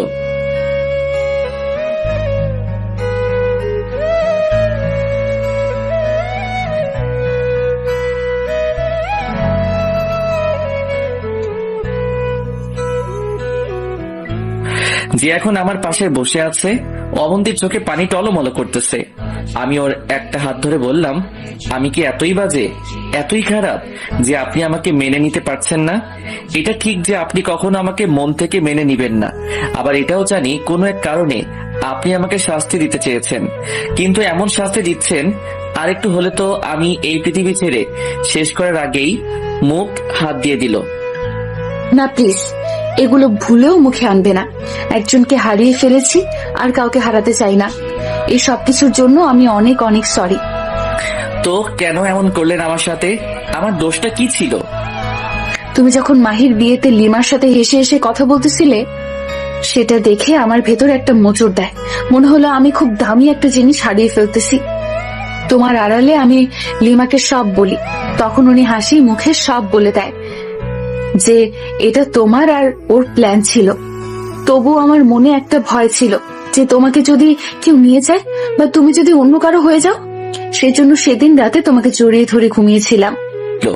সেটা না হয় বুঝলাম, কিন্তু আমি অ্যাক্সিডেন্ট হওয়ার পর একবারও জাননি কেন? গিয়েছি সেটা তুমি দেখার আড়ালে। তুমি যখন ঘুমিয়ে থাকতে তখন যেতাম, আব্বু আম্মুর সাথে কথা বলে তোমার মাথায় হাত বুলিয়ে দিয়ে আবার চলে আসতাম। কিন্তু এত নাটক করার মানে কি? পারভেজ, তুমি যখন চাকরিটা পাইছো তখন আমি কি পরিমাণ খুশি হয়েছি তা বলে বোঝাতে পারবো না। কিন্তু দুঃখের বিষয়, তুমি তোমার চাকরির ব্যাপারে কিছুই বলনি, উল্টো লিমাই আমাকে বলেছে। তখন বলিনি ঠিক আছে, কিন্তু বাসায় এসে তো বলতাম। আমি ভাবছিলাম মিষ্টি কিনে নিয়ে গিয়ে আব্বু আম্মু আর আপনাকে একসাথেই খুশির খবরটা দিব। সেটা না হয় ঠিক আছে, কিন্তু একবার কল করে বললে কি এমন ক্ষতি হয়ে যেত? ক্ষতি হতো না, ইচ্ছা ছিল বাসায় গিয়ে বলবো। আচ্ছা, সেদিন রাতে আমাকে এত অপমান কেন করলেন তাহলে? পারভেজ, আমি জানি তুমি অনেক ভালো। তোমাকে হিট করার মতো কোনো কথা আমার কাছে ছিল না, তাই সেদিন আবল তাবল কিছু বলছি, নিজেও জানি না। তো কেন বললেন? তোমার ভাইয়া যখন ছিল তখন আমাদের মাঝে খুব ভালো একটা সম্পর্ক ছিল, কিন্তু তুমি প্রতিদিন কাজ থেকে এসে ফ্লোরে ঘুমিয়ে যেতে। আপনি তো বলেছেন আপনি আমাকে মেনে নিতে পারবেন না, সেজন্যই তো ফ্লোরে থাকতাম। পারভেজ, জানো তোমার ভাইকে এত ভালোবেসেছিলাম যে তোমার ভাইয়ার জায়গায় অন্য কাউকে কোনোদিন কল্পনাও করতে পারি না। তাই তোমাকে কথাগুলো বললাম, কিন্তু সত্যি কথা হচ্ছে এইভাবে তো আর লাইফ যায় না। তো আমাকে বলতেন। সব কথা মুখে বলতে নেই, কিছু কথা বুঝে নিতে হয়। তুমি যদি ফ্লোরে না থেকে খাটে থাকতে আমি কি কিছু করতে পারতাম? সেটা না হয় পারতেন না, কিন্তু পরে বলতেন সব পুরুষ সমান, শুধু মেয়েদের সাথে থাকতে চায়। না, মোটেও না। তো এত কিছু করার কারণটা কি? দেখলাম। কি দেখলেন? দেখলাম আমার বরটা আমাকে ভালোবাসে কিনা। তাই নাকি? তো কি রেজাল্ট পেলেন? সেটা জানি না, তবে এটা মনে হচ্ছে পৃথিবীর ভাগ্যবতী নারীর মধ্যে আমি একজন, যে তোমার ভাইয়ের মতো ছেলেকে পেয়েছি। নিজের বাবা মায়ের চাইতেও 3 গুণ ভালো শ্বশুর শাশুড়ি পেয়েছি, আর সেরা ভাগ্যবতী এই জন্য সবশেষে তোমাকে পেয়েছি। কি বলবো বুঝতে পারছি না। খুব ভালোবাসি তোমায়, বলে বোঝাতে পারবো না।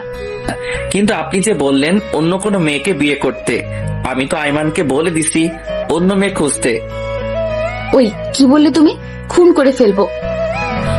কেন? আপনি তো বললেন। আমি বললেই কি করতে হবে? আপনার আবদার না রেখে পারি? খুব ভালোবাসি তোমায়, পারবো না তোমাকে ছাড়া থাকতে, পারবো না তোমাকে অন্য কারো হতে দিতে। চুপ করে রইলাম, ভাবতেছি আপনাকে এখন কি বলে ডাকবো, ভাবি নাকি অবন্তী? মায়ের খাবা কিন্তু। ভাবি কেন ডাকবে? আচ্ছা, মাঝে মাঝে ভাবি ডাকিও। ভাবি ডাক শোনার মাঝেও অন্যরকম একটা আনন্দ আছে। ও তাই নাকি? বাট একটা শর্ত আছে। কি সেটা? আজ থেকে আপনি নয়, তুমি করে বলতে হবে। হুম, আই পারভেজ, চুপ করে আছো কেন? ভাবতেছি কি ভাবছো? আব্বু আম্মুর ইচ্ছাটা কিভাবে পূরণ করব। আজ থেকে কার্যক্রম শুরু করব কিনা সেটা ভাবছি। কোন ইচ্ছা? ওই যে নাতি নাতনির ইচ্ছাটা। অবন্তী লজ্জায় লাল হয়ে গেল, তারপর বলল, আই, একদম ফাইজলামো করবে না। ফাইজলামো করি তাই না? এই কথা বলেই অবন্তীর হাতটা ধরে একটা টান দিলাম। অবন্তী নিজেকে কন্ট্রোল করতে না পেরে আমার বুকের উপর এসে পড়ল। আই পারভেজ, শোনো শোনো, বলো। তোমার না অনেক ইচ্ছা ধুমধাম করে বিয়ে করা? ছিল, বাট এখন বলে লাভ কি? বলে লাভ আছে, আমাদের বিয়েটা আবারও হবে, and সেটা তোমার ইচ্ছে মতোই। অনেক টাকা লাগবে, কিন্তু পাবো কোথায়? সেটা তুমি জানো, বাট যদি বিয়ের অনুষ্ঠান না হয় তাহলে কিন্তু আমি তোমাদের বাসায় যাব না, আর আমাকে টাচও করতে দিব না। এটা কেমন কথা? যেটা বলেছি সেটাই হবে। আরে ধুর, এই মুহূর্তে টাকা কই পাবো? আর আব্বু আম্মুকে কি বলবো? আচ্ছা, আব্বু আম্মুকে বোঝানোর দায়িত্ব আমার। আচ্ছা, দেখি কি করা যায়। দেখো, আর এখন নিচে থাকবা। মানে সবকিছু তো ঠিক, আবার নিচে কেন? কোনো কিছুই ঠিক নেই বলছি না। অনুষ্ঠান ছাড়া, তোমার মনের আশা পূরণ হওয়া ছাড়া খাটে উঠতে দেব না। এটা কোনো কথা? নিচে থেকে থেকে আমার সমস্যা হয়ে গেছে। প্লিজ আজকে অন্তত উপরে থাকতে দাও।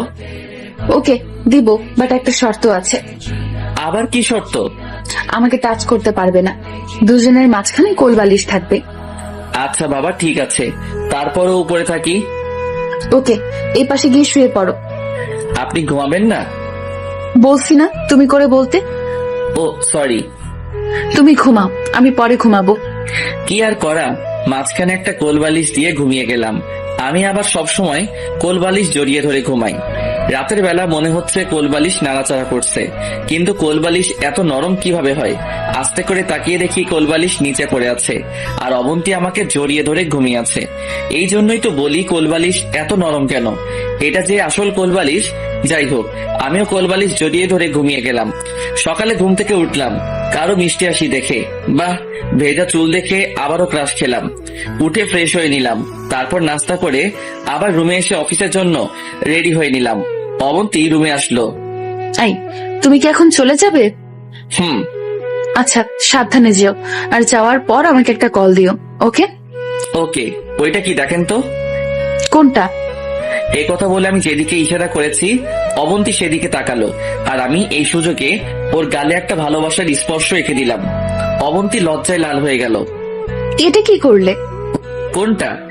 এই যে এক্ষুনি দিলাম। আমার বউকে আমি দিয়েছি, আপনার সমস্যা কোথায়? অবন্তী হাসতে শুরু করলো। এই রাতে আসবো? জি না মশাই, আপনি আর এই বাসায় আসবেন না। এবার বিয়ের জন্য প্রিপারেশন নেন। নতুন বউ সেজে আপনার বাসায় যাব, তখন পেট ভরে আদর করিয়েন। এর আগে যাতে আপনার চেহারাও না দেখি।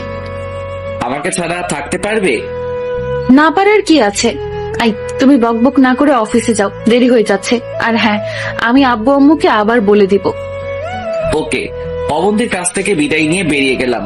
আজকে অন্যরকম ভালো লাগা কাজ করতেছে। তারপর অফিসে চলে গেলাম। সারাদিন অফিসে কাজ করলাম। এর মধ্যে বেশ কয়েকবার অবন্তীর সাথে কথা হলো। বিকেল বেলা আইমানকে কল দিয়ে আসতে বললাম। ওর সাথে দেখা করে কিছুক্ষণ আড্ডা দিলাম। অবন্তীর কথাগুলো বলতে লাগলাম। যাক বাবা, বেঁচে গেলাম। জানিস পারবেশ, আমি কত টেনশনে ছিলাম। আরে আমিও তো অনেক টেনশনে ছিলাম যে অবন্তী আব্বু আম্মুকে ছাড়া কিছু বোঝে না, সে কি করে আব্বু আম্মুকে ছাড়া থাকবে। সেটাই। যাই হোক, সবকিছু মিটমাট হয়ে গেছে। না রে, আরো বড় একটা প্যারায় ফেলেছে আমাকে। আবার কি? আমাদের বিয়ের তো কোনো অনুষ্ঠান হয়নি, আবার অনেকে জানেও না। তাই অবন্তী চাইছে বড় করে অনুষ্ঠান করে ওরে আবার নতুন করে বউ সাজিয়ে নিয়ে যেতে। ভালো তো, তোরও তো ইচ্ছা ছিল ভালোভাবে বিয়েটা করা। ইচ্ছা তো ছিল, কিন্তু এখন টাকা কোথায় পাবো? অনেক টাকার দরকার। টাকা তো লাগবেই, টাকা ছাড়া কিছুই হবে না। আগামী 1 বছর টাকা জমাতে হবে যদি অনুষ্ঠান করতে চাই। আরে না, এটা পসিবল হবে না। তুই কি এই 1 বছর অবন্তী ওর বাবার বাসায় রেখে দিবি? এটা কিছুতেই হয় না। সেটাই তো ভাবছি। পারবেশ, আমার মাথায় একটা বুদ্ধি এসেছে। কি? তুই তোর অফিস থেকে লোন নে, তাহলে তোর বেতন থেকে প্রতি মাসে একটা করে পার্সেন্টেজ ওরা রেখে দিবে। এতে করে তোর খুব উপকার হবে আর খুব বেশি প্রেশার পড়বে না। জয়েন করেছি অল্প কিছুদিন হলো, এখন কি লোন দিবে? পুরাতন চাকরিজীবী ছাড়া লোন দেয় না। আরে বেটা, তুই লিমার সাথে কথা বল, দেখ না কিছু একটা হয় কিনা। দেখি। এরপর আর কিছু কথাবার্তা বলে বাসায় চলে আসলাম। রুমে গিয়ে ফ্রেশ হয়ে সোফায় রুমে গেলাম। আব্বু বসে বসে টিভি দেখতেছে, আমি গিয়ে বাবার পাশে বসলাম। কিরে, কি অবস্থা? চাকরি কেমন চলছে? এই তো ভালোই। আমার মেয়ে কেমন আছে? ভালো। তোমাদের সাথে কথা হয়নি? সব সময় হয়। তুই নাকি মহা ধুমধামে বিয়ে করতে চাস? এগুলো কি বলো? ঠিকই তো বললাম, তোর নাকি সেই ছোটবেলা থেকে স্বপ্ন মহা ধুমধাম করে বিয়ে করবি, এখন আবার সেই ইচ্ছাটা জেগে উঠেছে। তোর এখানে বসবই না। আমি উঠে চলে গেলাম। বাবা বসে বসে হাসছে। আমি আম্মুর কাছে গেলাম। আম্মু রান্না করতেছে। আরে ধুর, আব্বু শুধু উল্টাপাল্টা কথা বলে। ধুর, আমি রুমে গেলাম। রুমে এসে বসে রইলাম। চারপাশে যেন অবন্তীর স্মৃতিগুলো ছড়িয়ে আছে। আমি অবন্তীকে কল দিলাম। কি করেন? একজনের কথা ভাবতেছিলাম আর উনিই কল দিল। আমিও খুব মিস করছি। প্লিজ চলে আসো, অনুষ্ঠান পরে করব। জি না সাহেব, সেটা হচ্ছে না। আমার উপর বেশি প্রেশার হয়ে যাচ্ছে না? আমার বরের উপর প্রেসার পড়বে, এতে আপনার সমস্যা কোথায়? সত্যি মিস করছি। আমিও করছি। ওকে রাখি। কল কেটে দিলাম। অবন্তীর কথা ভাবতেছি এমন সময় আম্মু রুমে আসলো, ডেকে নিয়ে গেল খাওয়ার জন্য। আমি, আব্বু আর আম্মু একসাথে খাচ্ছি।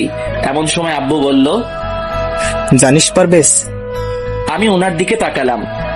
আমাদের মানে তোর আম্মুর আর আমারও অনেক ইচ্ছা ছিল আমাদের ছোট ছেলের বিয়েটা অনেক সুন্দর হবে, সবাই অনেক আনন্দ করবে, কিন্তু দেখ কেমন বাবা হলাম, আমি সেই ইচ্ছাটাও পূরণ করতে পারলাম না।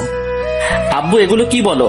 টাকা হলে সব করা যাবে, এতে টেনশন করার দরকার নেই। আব্বুর মন খারাপ দেখে আমি উঠে চলে গেলাম। রাতের বেলা আব্বু আম্মু ঘুমিয়ে গেছে। আমি উঠে বের হয়ে গেলাম। ভাইয়ার কাছে যাব।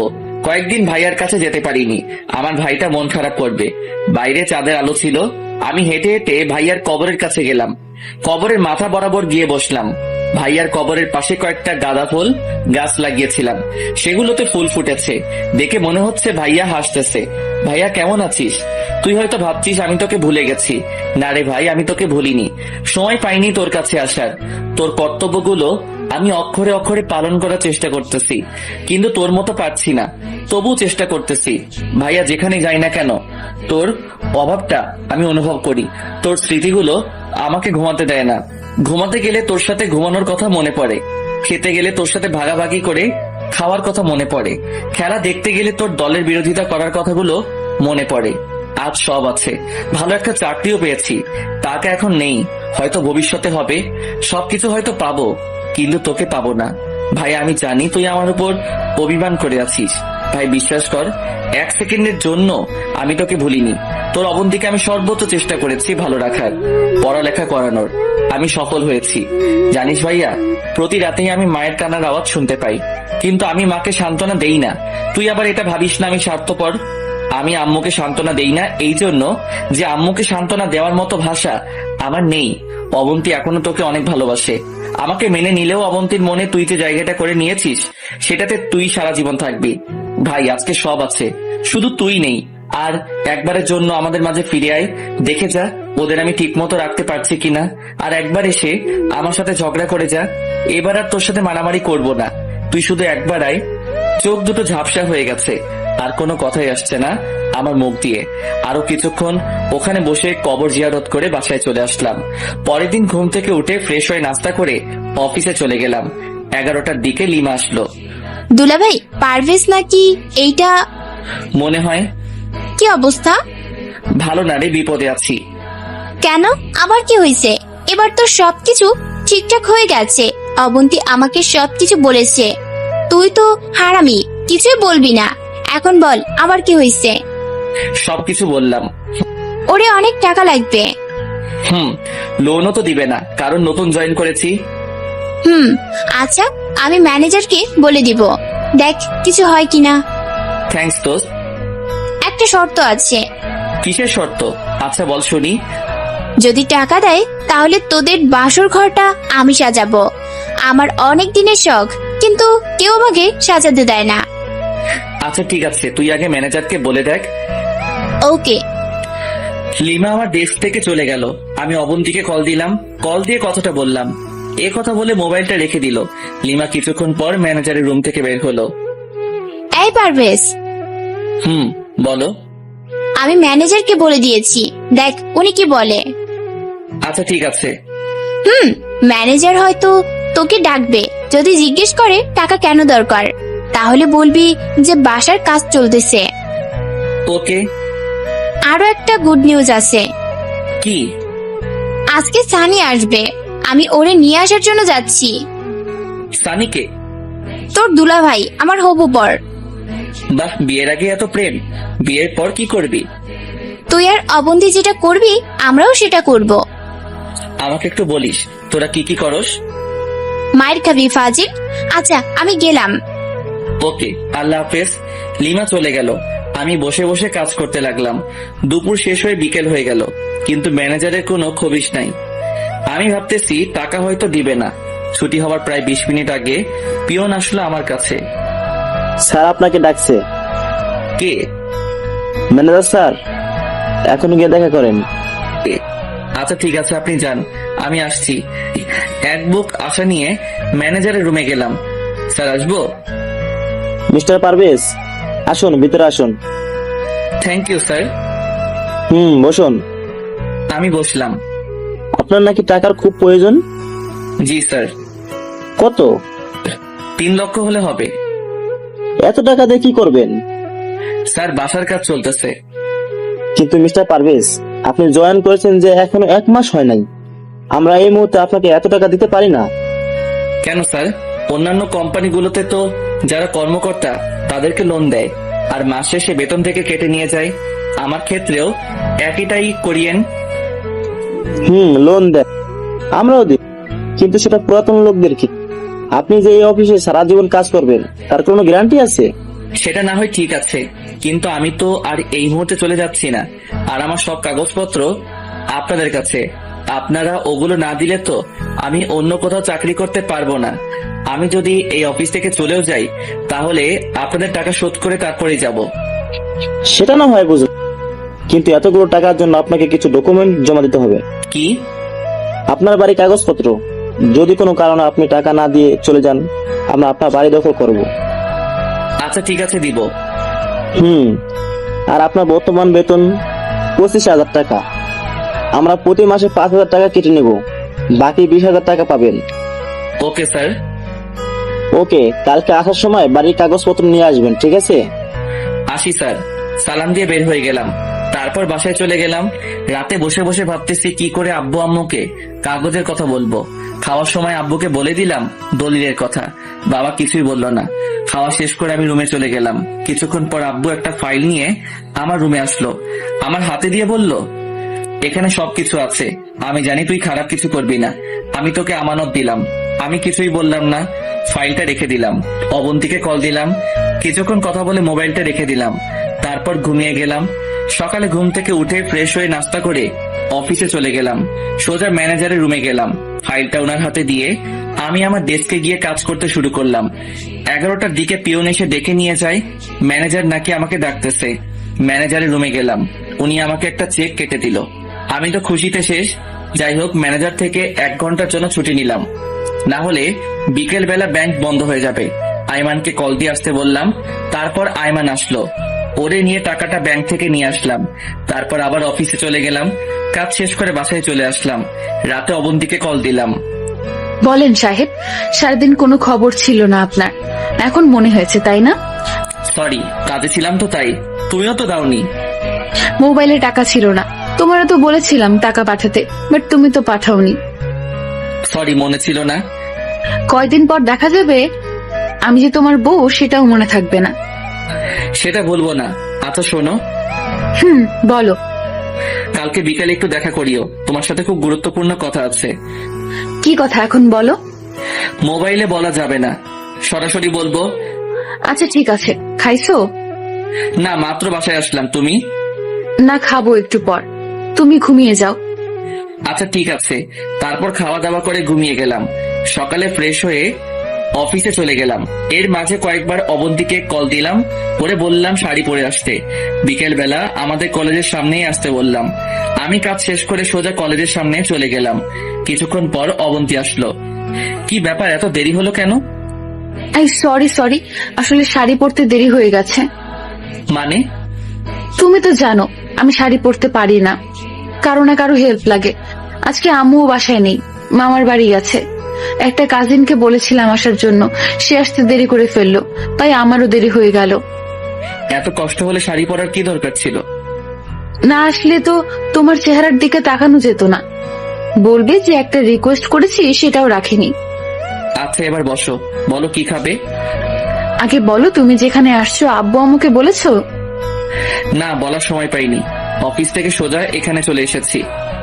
এটা কোনো কথা হলো? সমস্যা নাই, আমি বাসায় গিয়ে বলে দিব।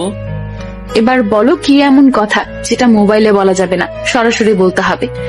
লোন তো পেয়ে গেছি। আগে বলনি কেন? এখন তো বললাম। এখন কথা হচ্ছে আমি কয়দিনে ছুটি নিব। ছুটি কেন?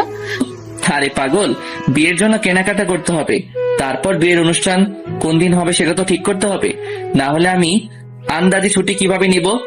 তুমি 1 সপ্তাহের জন্য ছুটি নাও।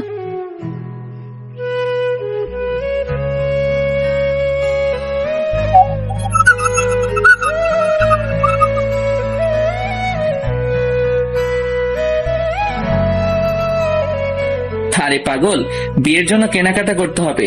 তারপর বিয়ের অনুষ্ঠান কোন দিন হবে সেটা তো ঠিক করতে হবে। না হলে আমি আন্দাজে ছুটি কিভাবে নিব? তুমি 1 সপ্তাহের জন্য ছুটি নাও। এতদিন দিবে না, সর্বোচ্চ দিলে 3 দিন দিবে। তাহলে তোমার বিয়ে করার দরকার নেই। আরে দূর, এগুলো কি বলো? ঠিকই তো বললাম। আচ্ছা তুমি কালকে অফিস করো, তারপরের কয়েকদিনের জন্য ছুটি নিও। ওকে, শপিং কোন দিন করবে? শপিং এ যাবো পরশুদিন। আচ্ছা ঠিক আছে। আচ্ছা শোনো, বাসায় কেউ নেই, আমি চলে যাচ্ছি। রাতে মোবাইলে কথা হবে, আর পরশুদিন তো দেখা হচ্ছেই। এখন চলে যাবা? হুম। এই যাওয়ার আগে একটা দিয়ে যাও না। কি? ডাল দেখিয়ে দিলাম। মায়ের খাবা, বিয়ের আগে এগুলো কিচ্ছু হবে না। আসি আমি। অবন্তী চলে যাচ্ছে। আমি ওর চলে যাওয়ার দিকে তাকিয়ে আছি আর ভিতরে ভিতরে হাসতেছি। তারপর আমিও বাসায় চলে গেলাম। রাতে আব্বু আম্মুকে সবকিছু বললাম। তোর বলা লাগবে না, অবন্তী আমাদের সব বলেছে। ও তাহলে তো ভালোই। তুই ছুটি বেশি করে নিতে পারিস কিনা দেখিস। এটাও বলেছে? বলবে না কেন? ও কি তোর মতো হারামি নাকি? হ্যাঁ, আমি হারামি? আমাদের আদরের হারাম। যা বাবা, তাড়াতাড়ি ঘুমিয়ে যা। তারপর রুমে গিয়ে কিছুক্ষণ অবন্তীর সাথে কথা বললাম। তারপর ঘুমিয়ে গেলাম। ঘুম থেকে উঠে ফ্রেশ হয়ে নাস্তা করে অফিসে চলে গেলাম। সোজা ম্যানেজারের রুমে গেলাম। স্যার আসতে পারি? মিস্টার পারভেজ আসুন। ধন্যবাদ স্যার। কি অবস্থা বলেন? এই তো স্যার আছি মোটামুটি। কিছু বলবেন নাকি? জি স্যার, একটা কথা বলার ছিল। বলেন। স্যার আমার কয়েকদিন ছুটি লাগবে। আমি দরকার হলে পরের দিনগুলোতে কাজ বাড়িয়ে করে দিব। সেটা না হয় বুঝলাম, কিন্তু ছুটি কয়দিনের জন্য চাচ্ছেন? স্যার 1 সপ্তাহ। এতদিন কি করবেন? আসলে স্যার আমার বিয়ে। কনগ্রাচুলেশনস। মাথা নিচু করে বললাম, থ্যাংক ইউ স্যার। তো বিয়ে কখন? আপনার ছুটির উপর নির্ভর করবে। আচ্ছা ঠিক আছে, দিলাম। ধন্যবাদ স্যার। আপনার আর আপনার পুরো ফ্যামিলির দাওয়াত রইল, অবশ্যই আসবেন। স্যার বিয়ের কার্ড এখনো বানানো হয়নি, তাই দিতে পারিনি। আজকে গিয়ে বানাবো, আর প্রথমটা আপনাকে দিব। আচ্ছা ঠিক আছে, দিন। ওকে স্যার, আমি আসি তাহলে। আজকে কি কাজ করবেন? জি স্যার, কালকে থেকে ছুটি কাটাবো। ওকে, যান। তারপর বেরিয়ে গেলাম। নিজের ডেস্কে গিয়ে কাজ করলাম। কাজ শেষ করে বাসায় চলে গেলাম। মনের মধ্যে অন্যরকম একটা আনন্দ বইতেছে। রাতে খেয়ে ঘুমিয়ে গেলাম। সকালে ঘুম থেকে উঠে ফ্রেশ হয়ে নাস্তা করে নিলাম। আয়মানকে কল দিয়ে আমাদের বাসায় আসার জন্য বললাম। আব্বু আম্মুকেও রেডি হতে বললাম। অবন্তীকে কল দিলাম। হ্যালো পারভেজ, তোমার নাম্বার অফ ছিল কেন? রাতে বন্ধ করে ঘুমাইছিলাম। রেডি হইছো? না, হইতেছি। আসার সময় আব্বু আম্মুকে নিয়ে আসিও। আমার কাজিন প্রেমা আসতে চাইছে। ওকে নিয়ে আসো। কোথায় আসবো?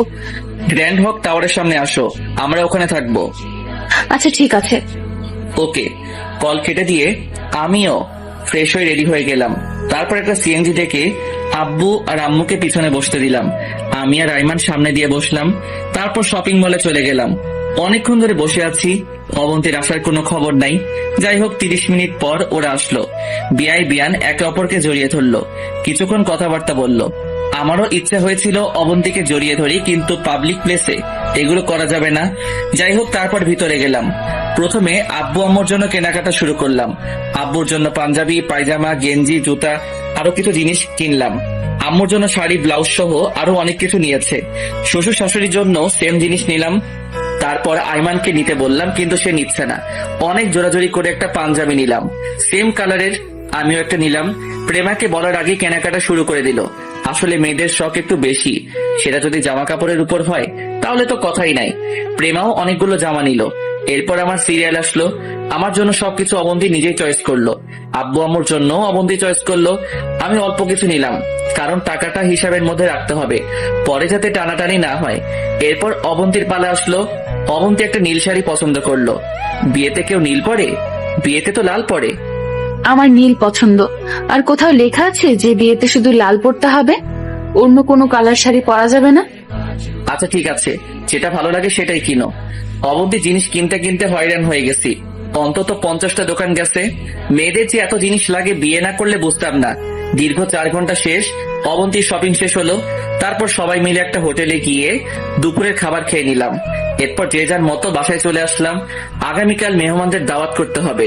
পরশুদিন গায়ে হলুদ, আর পরের দিন বিয়ে। বাসায় এসে ঘুমিয়ে গেলাম।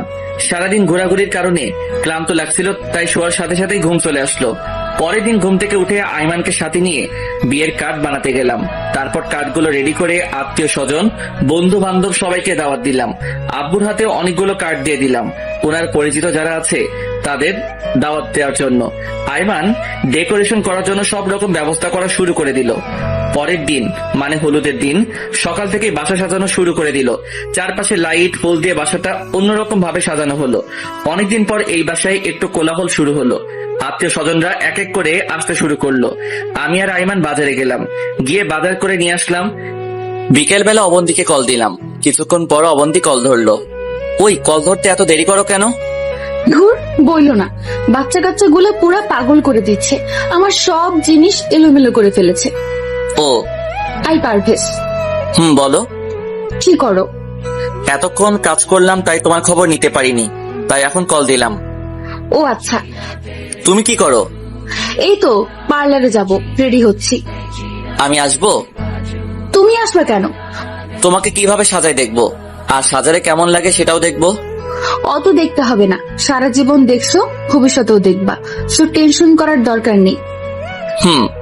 আচ্ছা রাখি, পরে কথা বলবো। কলটা কেটে দিল। বিকাল থেকেই মেহমান আসতে শুরু করে দিয়েছে। একে একে সবাই আসলো। আইমানও ব্যস্ত। কি রে তুই এখানে? আচ্ছা তুই আমাদের বন্ধুদের সবাইকে কল দিয়ে দেখতো ওদের কি অবস্থা, কখন আসবে। আচ্ছা দিতেছি। লিমা আসবে? যা শালা, আমি তো লিমার কথা ভুলেই গেছিলাম। দাঁড়া কল দেই, ও না থাকলে আমার বিয়েও হতো না। লিমাকে কল দিলাম। Hello lima. দোস্ত বল। কি রে তুই আসছিস না? আমি এসে কি করব? তোরা সেরে নে, আমি না হয় কালকে আসবো। কালকে আসবি মানে? আমি এত কিছু বুঝি না, তুই এক্ষুনি আসবি। কিন্তু আমার সাথে তো সানি আছে। তোর সমস্যা কোথায়? সানিরেও নিয়ে আয়। আচ্ছা ঠিক আছে, নিয়ে আসছি। তাড়াতাড়ি আয়। কল কেটে দিলাম। তারপর আরো কিছু কাজ সেরে নিলাম। সন্ধ্যায় গোসল করে নিলাম। এরপর রেডি হলাম। আইমান আমাকে সাজিয়ে দিল। দুজনে একই পাঞ্জাবি পরলাম। রাত 11টা পর্যন্ত গান বাজনা হলো। আমার বন্ধুরা হাকিম, ফাহাদ, ফারুক, সাদ্দাম সবাই উড়াধুরা নাচলো। ওদের সাথেও আমিও নাচলাম। আসলে নিজের বিয়েতে নিজের নাচার মধ্যে অন্যরকম একটা আনন্দ আছে। কিছুক্ষণ পর লিমা আসলো। আমি ওর সাথে কথা বলে নিলাম। ও সানির সাথে আমার পরিচয় করিয়ে দেয়। তারপর ওদেরকে ভিতরে যেতে বলি। 11টার পর হলুদের কাজ শুরু হলো। শুরুতেই আব্বু আম্মু দুজনে আসলো। আমাকে মিষ্টি খাইয়ে দিয়ে যখন হলুদ মাখতে যাবে তখনই দুজনে কাঁদতে শুরু করলো আমাকে জড়িয়ে ধরে। আমিও নার্ভাস হয়ে গেলাম। তারপর আইমান, হাকিম, ফাহাদ এসে ওনাদেরকে সব বুঝিয়ে আবারও পরিস্থিতি ঠিক করলো। তারপর আইমান, হাকিম, ফাহাদ, লিমা, সানি, সাদ্দাম একে একে এসে হলুদ মেখে গেল। আত্মীয় স্বজন সবার হলুদ দেওয়া শেষ, শুধু একজন ছাড়া, যে জীবনেও আমাকে হলুদ দিতে পারবে না। সে হচ্ছে আমার ভাই। ভাইয়া বেঁচে থাকলে হয়তো ভাইয়া সবার আগে আমাকে হলুদ দিত। ভাইয়ার কথা মনে পড়তেই মনটা খারাপ হয়ে গেল। আমার মনটা খারাপ দেখে বন্ধুরা সবাই আসলো। কিরে আপসেট কেন? এমনি।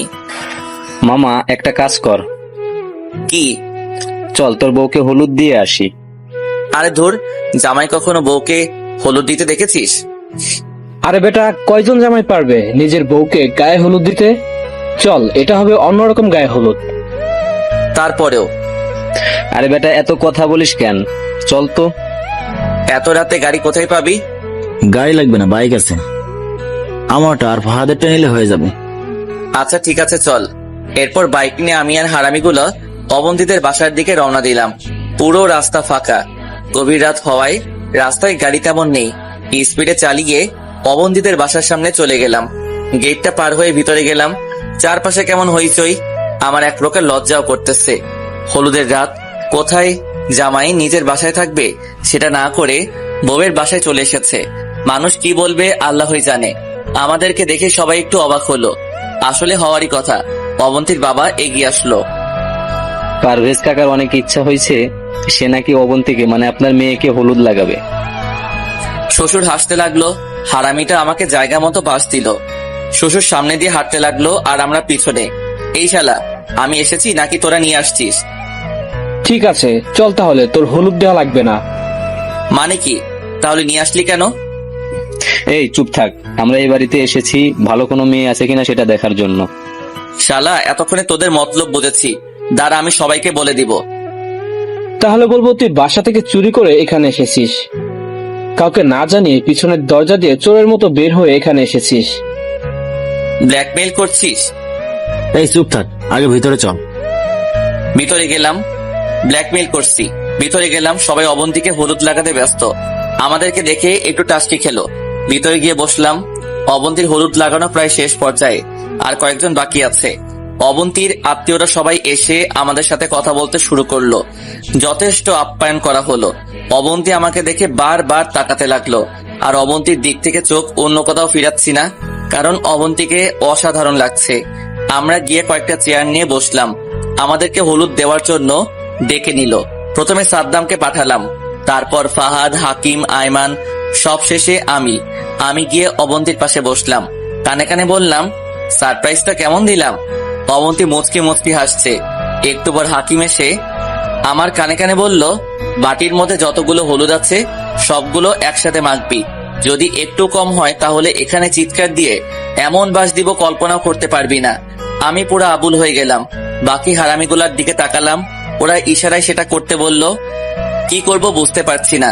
এমন সময় অবন্তী একটা মিষ্টি আমার মুখের সামনে তুলে ধরে, আমার দিকে তাকিয়ে মুচকি একটা হাসি দিল। আমি খেয়ে নিলাম, তারপর ওরেও খাইয়ে দিলাম। তারপর অবন্তী অল্প একটু হলুদ নিয়ে আমার মুখে আর গলায় মেখে দেয়। আমি ওই হারামিগুলোর দিকে তাকালাম, সবাই ইশারায় বলতেছে সবগুলো লাগিয়ে দেওয়ার জন্য। তারপর আমি অবন্তীকে ইশারায় অন্যদিকে তাকাতে বললাম। সে যখন অন্যদিকে তাকালো, আমি পুরো বাটির হলুদ নিয়ে ওর মুখে মেখে দিলাম। অবন্তী তো পুরো টাস্কি খেয়ে গেল। তারপর অবন্তী ওর মুখ থেকে কতগুলো হলুদ নিয়ে আমার চোখ, কান, গলা আর কোথাও বাকি রাখেনি। হাকিম, ফাহাদ আর আয়মান আমার কাছে আসলো। তারপর ওরাও আমাকে পুরো শরীরে হলুদ লাগাতে শুরু করলো। আয়মান আমাকে ডাক দিয়ে সাইডে নিয়ে আসে। গিয়ে দেখি বাকিরাও আছে। কিরে, এখানে নিয়ে আসলি কেন? পারভেজ বন্ধু, আরো একটা কাজ বাকি আছে। আবার কি? তুই অবন্তীকে কোলে নিয়ে রুমে দিয়ে আসবি। মানে কি? এত মেহমানের সামনে ওরে কোলে নিলে সবাই কি বলবে?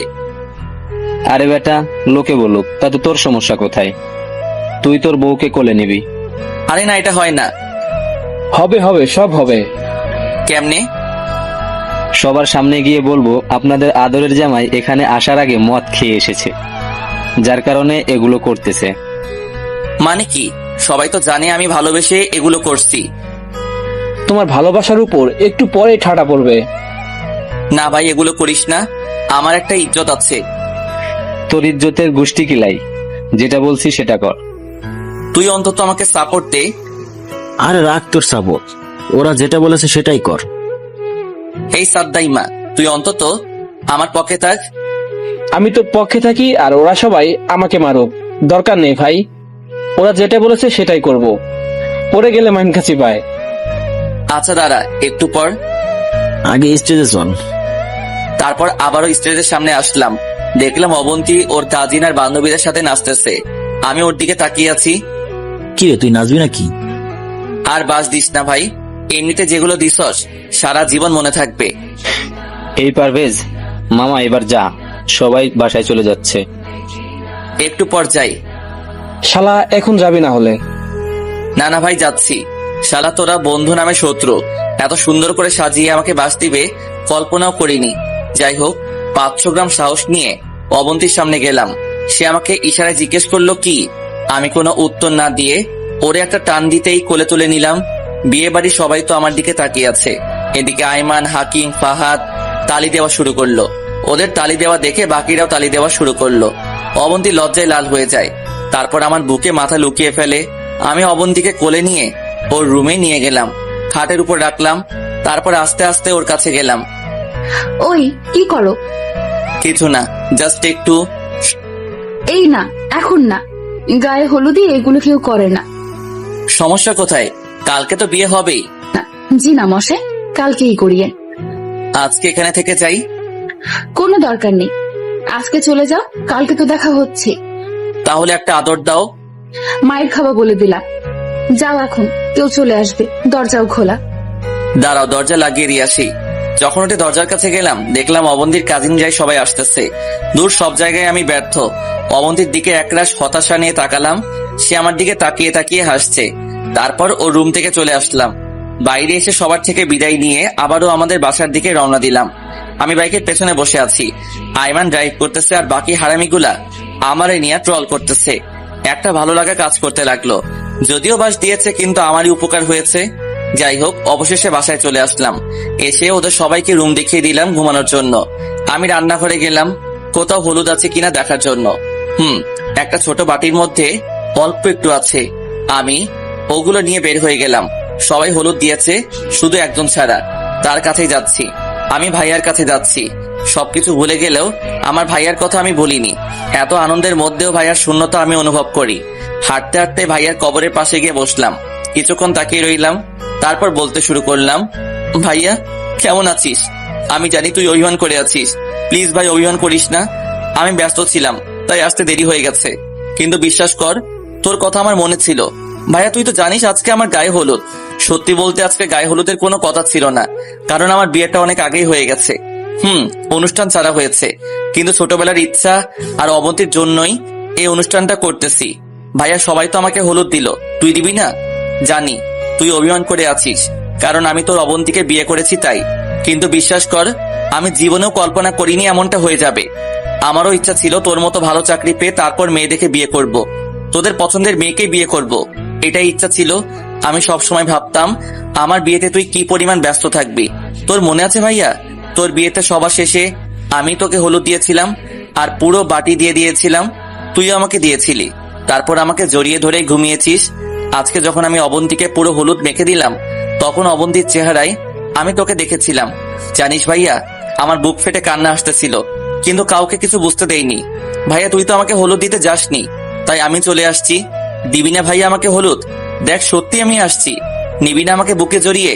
ডাকবি না পারভেজ বলে?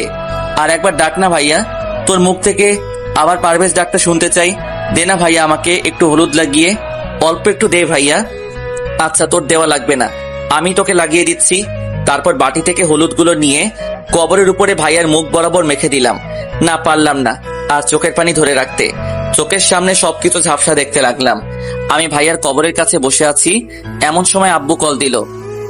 কিরে, কোথায় তুই? এই তো বাইরে আসছি। একটু পর ফজরের আজান দিবে, তুই বাইরে কি করিস? তাড়াতাড়ি বাসায় আয়। আসছি। কল কেটে দিল। আমি ভাইয়ার পাশে আরো কিছুক্ষণ বসে রইলাম। তারপর উঠে বাসার দিকে হাঁটতে শুরু করলাম, কিন্তু মনে হচ্ছে ভাইয়া আমাকে যেতে দিচ্ছে না, পেছন থেকে টানতেছে।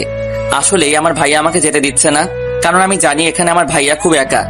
যে ভাই বাসায় থাকতে আমাকে ছাড়া ঘুমাতো না, রাতে কোথাও গেলে আমাকে সাথে নিয়ে যেত, ভূতের ভয়ে বেশি রাতে বাসার বাইরে যেত না, সেই ভাই এখানে একা একা কি করে থাকবে? আমি স্বার্থপরের মতো হাঁটা দিলাম। ভাইয়ার কথা যত মনে পড়ছে ততই চোখ দিয়ে পানি বের হচ্ছে। অতঃপর আমি বাসায় চলে আসলাম। বাবার সাথে কথা বলে নিলাম। বাবা হয়তো বুঝতে পেরেছে আমি কোথায় গিয়েছি, কারণ পাঞ্জাবিতে মাটি লেগে আছে। বাবা কিছুক্ষণ তাকিয়ে থাকলো, উনার চোখেও আমি স্পষ্ট পানি দেখলাম। তারপর বলল, যা বাবা, অনেক রাত হয়েছে, ঘুমিয়ে পড়। আমি কোনো কথা না বলে রুমে গিয়ে আইমানের পাশে ঘুমিয়ে গেলাম। সকালে ঘুম ভাঙলো অবন্তীর কলে। কি ব্যাপার, নতুন জামাই ঘুমাচ্ছে নাকি? ভালো ভালো, এখন উঠে যাও, অনেক কাজ আছে। রেডি হবে কখন? মাত্র উঠলাম, কিছুক্ষণ পর পার্লারে যাব, সেখান থেকে সোজা কমিউনিটি সেন্টারে। আচ্ছা ঠিক আছে। তাড়াতাড়ি উঠে যাও, আব্বু আম্মুকে একটু হেল্প করো। ওকে। আচ্ছা রাখি এখন। অবন্তী কল কেটে দিল। আমি হারামিগুলার দিকে তাকালাম। একটা শরীর খাটে, পা ফ্লোরে, সাদ্দাম হা করে আছে। হাকিমের লুঙ্গি মাথার উপরে উঠে গেছে। আইমানের মোবাইলটা নিয়ে সবার একটা ছবি তুললাম। শালারা এতদিন আমাকে বাস দিয়েছে, এবার দেখ আমি তোদের কিভাবে বাস দেই। ছবি তুলে ওদেরকে ডেকে দিলাম। আমি চলে গেলাম ফ্রেশ হতে। বাইরে এসে দেখি সবাই উঠে গেছে। আমি গিয়ে নাস্তা করে আবার রুমে আসলাম। কমিউনিটি সেন্টারে কল দিলাম কি অবস্থা জানার জন্য। সেখানে আব্বু আর মামা আছে। যাক, তাহলে আর সমস্যা নাই। হারামিগুলা এখনো ঘুমাচ্ছে। লাথি দিয়ে সবাইকে তুললাম। ওরা উঠে গেল, নাস্তা করে নিল। লিমা আর সানিকে দেখতেছি না, তাই কল দিলাম। কিরে, কই তোরা? আমরা তো কালকে রাতেই চলে আসছি, তোকে খুঁজছিলাম কিন্তু কোথাও পাইনি, পরে আঙ্কেল আন্টিকে বলে চলে আসছি। ও আচ্ছা, তো এখন চলে আয়। না রে, আমরা সেন্টারে থাকবো। আচ্ছা ঠিক আছে, তাড়াতাড়ি আসিস। হারামিগুলা নাস্তা করে আসলো। পারভেজ, বল। তোর তো দুলাভাই নাকি? না, কেন? তোরে গোসল দেওয়ার জন্য। আমার গোসল কেন দুলাভাই দিবে? আরে বিয়ের গোসল দুলাভাই দেয়। আমারটা আমি দিব। চল, আমরা দিয়ে দিচ্ছি। তোরা কেন দিবি? চুপ থাক, চল এখন। ওরা জোর করে নিয়ে গেল। তারপর টাউটারি করতে করতে গোসলটা শেষ করলো। রুমে এসে ফাটাফাটি করে রেডি করে দিল। আয়না নিজেকে দেখে নিজেই ক্রাশ খেলাম। কিছুক্ষণ পরে এই হারামিগুলো আমার সামনে এসে হাত পেতে দাঁড়িয়ে আছে। কিরে, কি হইছে? টাকা দে। কিসের টাকা? গোসল করলাম যে। অদ্ভুত, গোসল করালে টাকা দিতে হবে নাকি? আমার কাছে কোনো টাকা নাই। টাকা দিবি নাকি তোকে জায়গা মতো বাস দিব? আরে তুই বাস দিবি, আমি তোদেরকে বাস দিব। তা কি করে দেখি তো তুই কি বাস দিস। আমি আইমানের কাছ থেকে মোবাইলটা নিয়ে হাকিমের লুঙ্গি ওঠা ছবিটা দেখালাম। ওরা তো হাসতে হাসতে শেষ। টাকা আর নিবি? তারপর সবাই রেডি হলো। আমি আর বন্ধুরা সবাই মেহমানদেরকে গাড়িতে উঠিয়ে দিলাম। সবার শেষে আমি আর হারামিগুলা একসাথে গেলাম। আমি গিয়ে বসে আছি, কিন্তু অবন্তীর কোনো খবর নাই। কল দিলাম, সে নাকি এখনো পার্লারে। মেয়েদের এত কিসের সাজ আল্লাহ ভালো জানে। খাওয়া দাওয়া শুরু হলো। হারামিগুলা আমাকে রেখে খেতে বসে গেল। ওদের খাওয়া দেখে আমারও খেতে ইচ্ছে করছে, কিন্তু দুলা তো খাওয়ার সিস্টেম নাই। প্রায় 1 ঘন্টা 35 মিনিট পর অবন্তীকে নিয়ে আসলো। আমি ওরে দেখে হা করে তাকিয়ে আছি। আইমান এসে একটা টোকা দিয়ে বলল। আমি গিয়ে অবন্তীর পাশে বসলাম। অবন্তী আমার কানের কাছে ওর মুখ এনে বলল, এই যে মিস্টার পারভেজ। জি ম্যাম, বলেন। তোমার খবর আছে। কেন, আমি কি করেছি? তুমি অন্য মেয়ের দিকে তাকাইছো কেন? আরে আজব, আমি কখন তাকালাম? আমি নিজের চোখে দেখেছি। দাঁড়া, বিয়েটা শেষ হোক, তারপর তোমার 12টা বাজাবো। ওকে ম্যাম, দেখা যাবে। আপনি আমার 12টা বাজান নাকি আমি আপনার 12টা বাজাই? দেখবো। আব্বু আম্মুর ইচ্ছার কথা মনে আছে? অবন্তী লজ্জায় আরো লাল হয়ে যায়। আমি অন্যদিকে তাকিয়ে হাসছি। একটু পর বড় প্লেটে করে খাবার নিয়ে আসা হলো। আমি অবন্তীকে খাইয়ে দিচ্ছি, অবন্তী আমাকে খাইয়ে দিচ্ছে। আহ, কি এক ভালো লাগা, সেটা ভাষায় প্রকাশ করার মতো না। এত আনন্দ বিয়েতে আগে জানা ছিল না। খাওয়া দাওয়া শেষ। আমাদের আবার বিয়ে পড়ানো হবে না, কারণ আমরা আগে থেকে স্বামী স্ত্রী। আগে যেহেতু কালিমা পড়ে আল্লাহকে সাক্ষী রেখে অবন্তীকে বিয়ে করেছি, এখন নতুন করে এগুলো লাগবে না। শুধু অনুষ্ঠানটা করে নিলাম। এরপর শুরু হলো ছবি তোলা। যদিও এর মধ্যে কয়েক হাজার ছবি ওঠানো হয়ে গেছে। ছবি তোলা শেষে আমি আর অবন্তী সবার সাথে কথা বলে নিলাম। একেবারে শেষ মুহূর্তে অবন্তীকে গাড়িতে তোলা হচ্ছে। আমি একটু দূরে দাঁড়িয়ে আছি। হারামিগুলা আসলো আমার কাছে। বন্ধু, বল। অবন্তীকে দেখা রাখিস, বেশি কিছু করিস না। অবন্তী তোর ভাবি লাগে, সো রেসপেক্ট দিয়ে সবকিছু করবি। আরে হারামখোর, ভাবি আগে ছিল, এখন তো বউ। তবুও ভাবির দৃষ্টিতে দেখিস। চুপ থাক হারামি। ওই পারভেজ, তুই গাড়িতে যা, অবন্তী উঠে গেছে। আচ্ছা ঠিক আছে, তোরা অন্য গাড়িতে বাসায় চলে আয়, আসলে দেখা হবে। আচ্ছা ঠিক আছে, যা। তারপর আমি গাড়িতে গিয়ে বসলাম, অবন্তীর সাথে একদম গা লাগিয়ে বসলাম। আই, আরো দূরে যাও। কেন, সমস্যা কি? ড্রাইভার আর ওরা দেখতেছে। দেখলে দেখুক, আমার কি? আমি আমার বউয়ের সাথে কিভাবে বসবো সেটা আমি বুঝবো। আমি অবন্তীর একটা হাত ধরলাম, ও আমার দিকে তাকিয়ে একটা হাসি দিল। গাড়ি চলছে তার আপন মনে। আমি অবন্তীর হাত ধরে স্বপ্নে হারিয়ে গেলাম। অনেকক্ষণ পর বাসায় আসলাম। আমার এক খালাতো ভাইয়ের বউ অবন্তীকে কোলে করে বাসায় নিয়ে যায়। আমি বের হয়ে ড্রেস চেঞ্জ করে বাইরে চলে আসলাম। তারপর হাকিম, ফাহাদ, আয়মান আর সাদ্দাম ওদের সাথে বাইরে বের হলাম। রাত 9টার সময় সবাই বাসায় আসলাম। এসে খাওয়া দাওয়া করে সবাই ছাদে চলে গেলাম। অনেকক্ষণ আড্ডা দিলাম। 10টার দিকে আব্বু ছাদে আসলো। পারভেজ, তুই এখানে? জি আব্বু। এত রাতে এখানে কি করিস? এই তো ওদের সাথে বসে আছি। আচ্ছা, এবার রুমে যা, অবন্তী অনেকক্ষণ ধরে বসে আছে। আচ্ছা যাচ্ছি, আপনি নিচে যান, আমি আসছি। তাড়াতাড়ি আয়। আব্বু চলে গেল। হারামিগুলা আমারে নিয়ে ট্রল করতে শুরু করে দিল। যা বন্ধু যা, এই যুদ্ধে তুই যেন জয়ী হতে পারিস, এই দোয়াই রইল। পানি লাগলে আমাকে বলিস। সবকিছু ঠিকভাবে করিস। পারভেজ, বন্ধু তো লাইফটা অনেক দারুণ, 2বার বাসর, তাও আবার একই বউয়ের সাথে। আমি মনে মনে বললাম, ওটা বাসর ছিল না, আমার লাইফের সবচেয়ে বড় বাস ছিল। আচ্ছা তোরা যা, ঘুমিয়ে পড়, আজকে অনেক খাটাখাটি করেছিস। আরে আমরা কি করেছি, করবি তো তুই এখন। দূর শালা, তোদের সাথে কোনো কথাই নাই। আমি নিচে চলে আসলাম। রুমের সামনে গিয়ে দরজায় হাত দিব, এমন সময় ভাইয়ার কথা মনে পড়ে গেল। আজকে তো আমি ভাইয়ার সাথে দেখা করিনি। দরজার সামনে থেকে নিজেকে ঘুরিয়ে নিলাম, বের হয়ে হাঁটা দিলাম ভাইয়ার কাছে। ভাইয়ার কবরের পাশে গিয়ে বসলাম। ভাইয়া কেমন আছিস? প্লিজ রাগ করিস না, আমার আসতে দেরি হয়ে গেল। তুই আবার এটা ভাবিস না আমি বিয়ে করে তোকে ভুলে গেছি। আরে পাগল, তুই সবসময় আমার পাশেই আছিস। জানিস ভাইয়া, আমি যখন বিয়ের পিড়িতে বসেছি তখন চোখের সামনে তোকে দেখতেছি।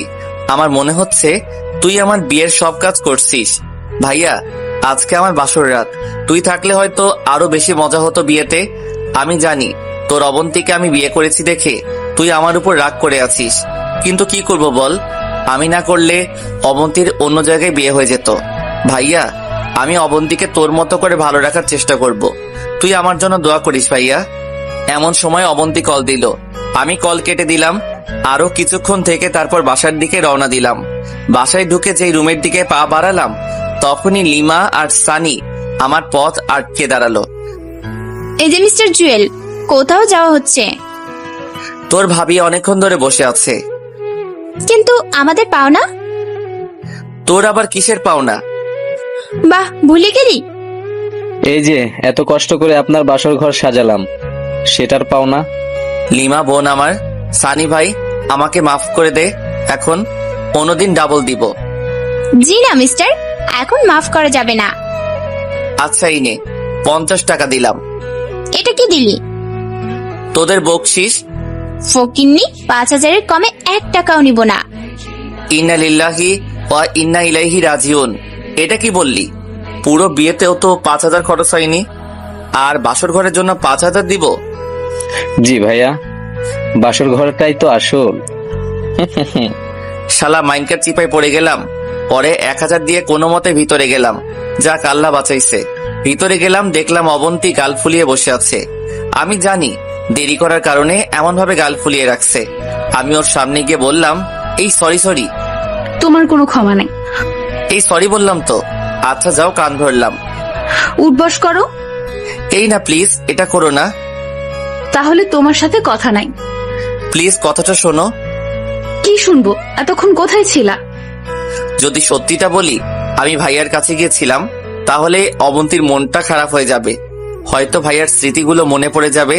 তাই বললাম, আরে ওই হারামিগুলোর সাথে ছিলাম, আসতে দিচ্ছিল না। তারপর এখানে আসার সময় লিমা আর সানি আক্রমণ করে। সবকিছু ঠিকঠাক করে আসতে একটু সময় লেগে গেছে।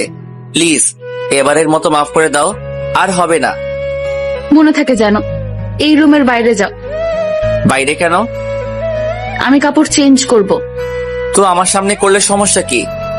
তুমি বাইরে যাবে নাকি মায়ের খাবে? আচ্ছা বাবা, যাচ্ছি। বাইরে চলে এলাম, প্রায় 10 মিনিট হবে, কিন্তু এখনো দরজা খুলছে না। আমি কল দিলাম, এই কি হলো? আর 2 মিনিট। দূর, বাসর ঘর এমন হয় নাকি? বিরক্ত লাগছে। আরো 7 মিনিট, মোট 17 মিনিট পর অবন্তী দরজা খুলে দিল। আমি ভিতরে গেলাম, অবন্তী পাশে গিয়ে বসলাম। একটা হালকা নীল রঙের শাড়ি পরে নিল, একটু অন্যরকম লাগছে। আই, তোমার অজু আছে? ছিল, বাট এখন নেই। যাও অজু করে আসো। আমি ওয়াশরুমে গিয়ে অজু করে নিলাম। যখন অবন্তীর সামনে আসলাম, তখন অবন্তী পা ছুঁয়ে সালাম করতে যাবে, এমন সময় আমি ওর হাতটা ধরে ফেললাম। ওর বুকে জড়িয়ে বললাম, তোমার জায়গা পায়ে নয়, আমার এই বুকে। আসো 2 রাকাত নামাজ পড়ে নেই। তারপর দুজনে নামাজ পড়ে নিলাম। আমি গিয়ে খাটের উপর বসলাম। অবন্তীও আমার পাশে এসে বসলো। এই, আমার খুব ঘুম পাচ্ছে। এত মাইর দেব। আজকে ঘুমটুম কিচ্ছু হবে না। আজকে সারা রাত গল্প করব। এত গল্প কোথায় থেকে আসবে? চুপচাপ শুনতে থাকো। এইভাবে গল্প শুনে মজা নাই। তো কিভাবে শুনবে? এই যে মনে করো আমি কারো কোলে মাথা রেখে শুয়ে থাকবো, আর সে আমার মাথায় হাত বুলাতে বুলাতে গল্প করবে। অবন্তী মুচকি হাসলো। আমি ওর কোলে মাথা রেখে শুয়ে গেলাম, আর অবন্তী আমার মাথায় হাত বুলাতে বুলাতে আমাদের ভবিষ্যতের স্বপ্নগুলো বলতে শুরু করলো। অনেকক্ষণ পর আমি উঠলাম। তারপর অবন্তীর একটা হাত ধরে বললাম, মনে আছে আব্বু আম্মুর ইচ্ছে? আই জুয়েল, না একদম না। আমি অবন্তীর কোনো কথা না শুনে ওর হাত ধরে একটা টান দিলাম। সাথে সাথে আমার সামনে চলে আসলো। আমি একটু একটু আগাচ্ছি, আর অবন্তী পিছাচ্ছে। ওর ঠোঁটগুলো কাঁপতেছে। আমি আস্তে আস্তে ওর মুখের কাছে গেলাম। তারপর 4 ঠোঁট এক হয়ে গেল। দুজনেই হারিয়ে গেলাম অন্য এক জগতে। শুরু হলো আমাদের নতুন জীবনের নতুন অধ্যায়। 5 বছর পর। না মা, আজকে অফিসে যাব না, তোমাদের নিয়ে ঘুরতে যাব। ও, কি মজা কি মজা। আচ্ছা, আব্বু কোথায় যাবে? সেটা না হয় পরে বলবো। তোমার আম্মু কোথায়? আম্মু তো নাস্তা রেডি করছে, তুমি ফ্রেশ হয়ে আসো। ওকে মামনি, তুমি যাও, আমি আসছি। ফ্রেশ হতে হতে আপনাদের কাহিনীটা বলে দেই। এই যে একটু আগে যে কথা বললো, সে হচ্ছে আমার মেয়ে অনা। আমাদের কন্যা সন্তান হয়েছে। অনার চেহারাটা ভাইয়ার সাথে প্রায় মিল। ওর মধ্যে আমরা ভাইয়াকে খুঁজে পাই। এই 5 বছরে অনেক কিছুই পরিবর্তন হয়ে গেছে। আমি আর অবন্তী একসাথে মাস্টার্স কমপ্লিট করি। তারপর আমি আগের অফিস, মানে লিমাদের ওখান থেকে ভালো একটা অফিসে ম্যানেজার পদে চাকরি পাই। ইচ্ছা ছিল লিমাদের ওখানেই থেকে যাব। আমাদের বিয়ের কিছুদিন পর লিমারও বিয়ে হয়ে যায় সানির সাথে। তারপর তারা দেশ ছেড়ে চলে যায়। লিমার কোনো ভাই বোন না থাকায় তার আব্বু কোম্পানি বিক্রি করে লিমার ওখানে চলে যায়। আমি অন্য একটা কোম্পানিতে চাকরি নেই। আইমানও খুব ভালো একটা চাকরি পেয়েছে। তবে আফসোস, আমার ফ্রেন্ডটা আমার সাথে নেই। চাকরির কারণে দুইজন দুই প্রান্তে, কিন্তু সব সময় কথা হয়। আর হাকিম, ফাহাদ, সাদ্দাম ওরাও চাকরি করে, বিয়ে শাদী করে, যে যার মতো সেটেল। মাঝে মধ্যে কথা হয়। আমার আর অবন্তীর সম্পর্কটা আরো গভীর হয়। ভালোবাসা দিনে দিনে অনেক বেড়ে যায়। ফ্রেশ হয়ে নাস্তা করতে গেলাম। আমি আব্বু আম্মুকে রেডি হতে বললাম। ওনারা সবাই রেডি হলো। তারপর নিজেই গাড়ি ড্রাইভ করে ওনাদেরকে ঘুরানোর জন্য নিয়ে গেলাম। আসলে আমি ভাইয়ার কাছে যাচ্ছি। আমি গাড়ি নিয়ে সোজা ভাইয়ার কবরের পাশে গেলাম। আমরা সবাই গাড়ি থেকে নামলাম। নেমে ভাইয়ার কবর জিয়ারত করলাম। অনা বলল, আব্বু এখানে কি? এখানে তোমার বড় আব্বু আছে। ওনাকে বলো না আমাদের সাথে ঘুরতে বের হতে। আম্মু বলেছি রাতের বেলা আমাদের বাসায় আসবে। আব্বু আম্মু আর অবন্তীর দিকে তাকিয়ে দেখি ওদের চোখে পানি এসে গেছে। হয়তো ভাইয়া থাকলে আমাদের ফ্যামিলিটা আরো সুন্দর হতো। আজকে সব আছে আমার, টাকা আছে, সুখ আছে, ফ্যামিলি আছে, সম্মান আছে, কিন্তু নেই শুধু আমার কলিজার ভাইটা। যদি আমার জীবনের বিনিময়ে ভাইয়াটা আবার ফিরে আসতো, তাহলে হাসতে হাসতে জীবনটা দিয়ে দিতাম। নিজেকে সান্ত্বনা দিতাম, আমার ভাই, আমার কলিজা আবার ফিরে এসেছে আমাদের মাঝে। কবর থেকে হয়তো আমার ভাই বলতেছে, জুয়েল কাঁদিস না ভাই, আমাদের আবার দেখা হবে, খুব শীঘ্রই দেখা হবে। ইহকালে না হোক পরকালে দেখা হবে। তখন আমরা আবার একসাথে কাঁধে কাঁধ মিলিয়ে ঘুরবো, কাটাবো অনেকটা সময় তোর কাছে, বসবো দুজন একসাথে। ভালো থাকবি সব সময়, দেখে রাখবি আব্বু আম্মুকে, আর সুখে রাখবি আমার মামনি অনাকে, সাথে তোর অবন্তীকে। ভাই ভাই সম্পর্কটা থাকবে চিরকাল অটুট হয়ে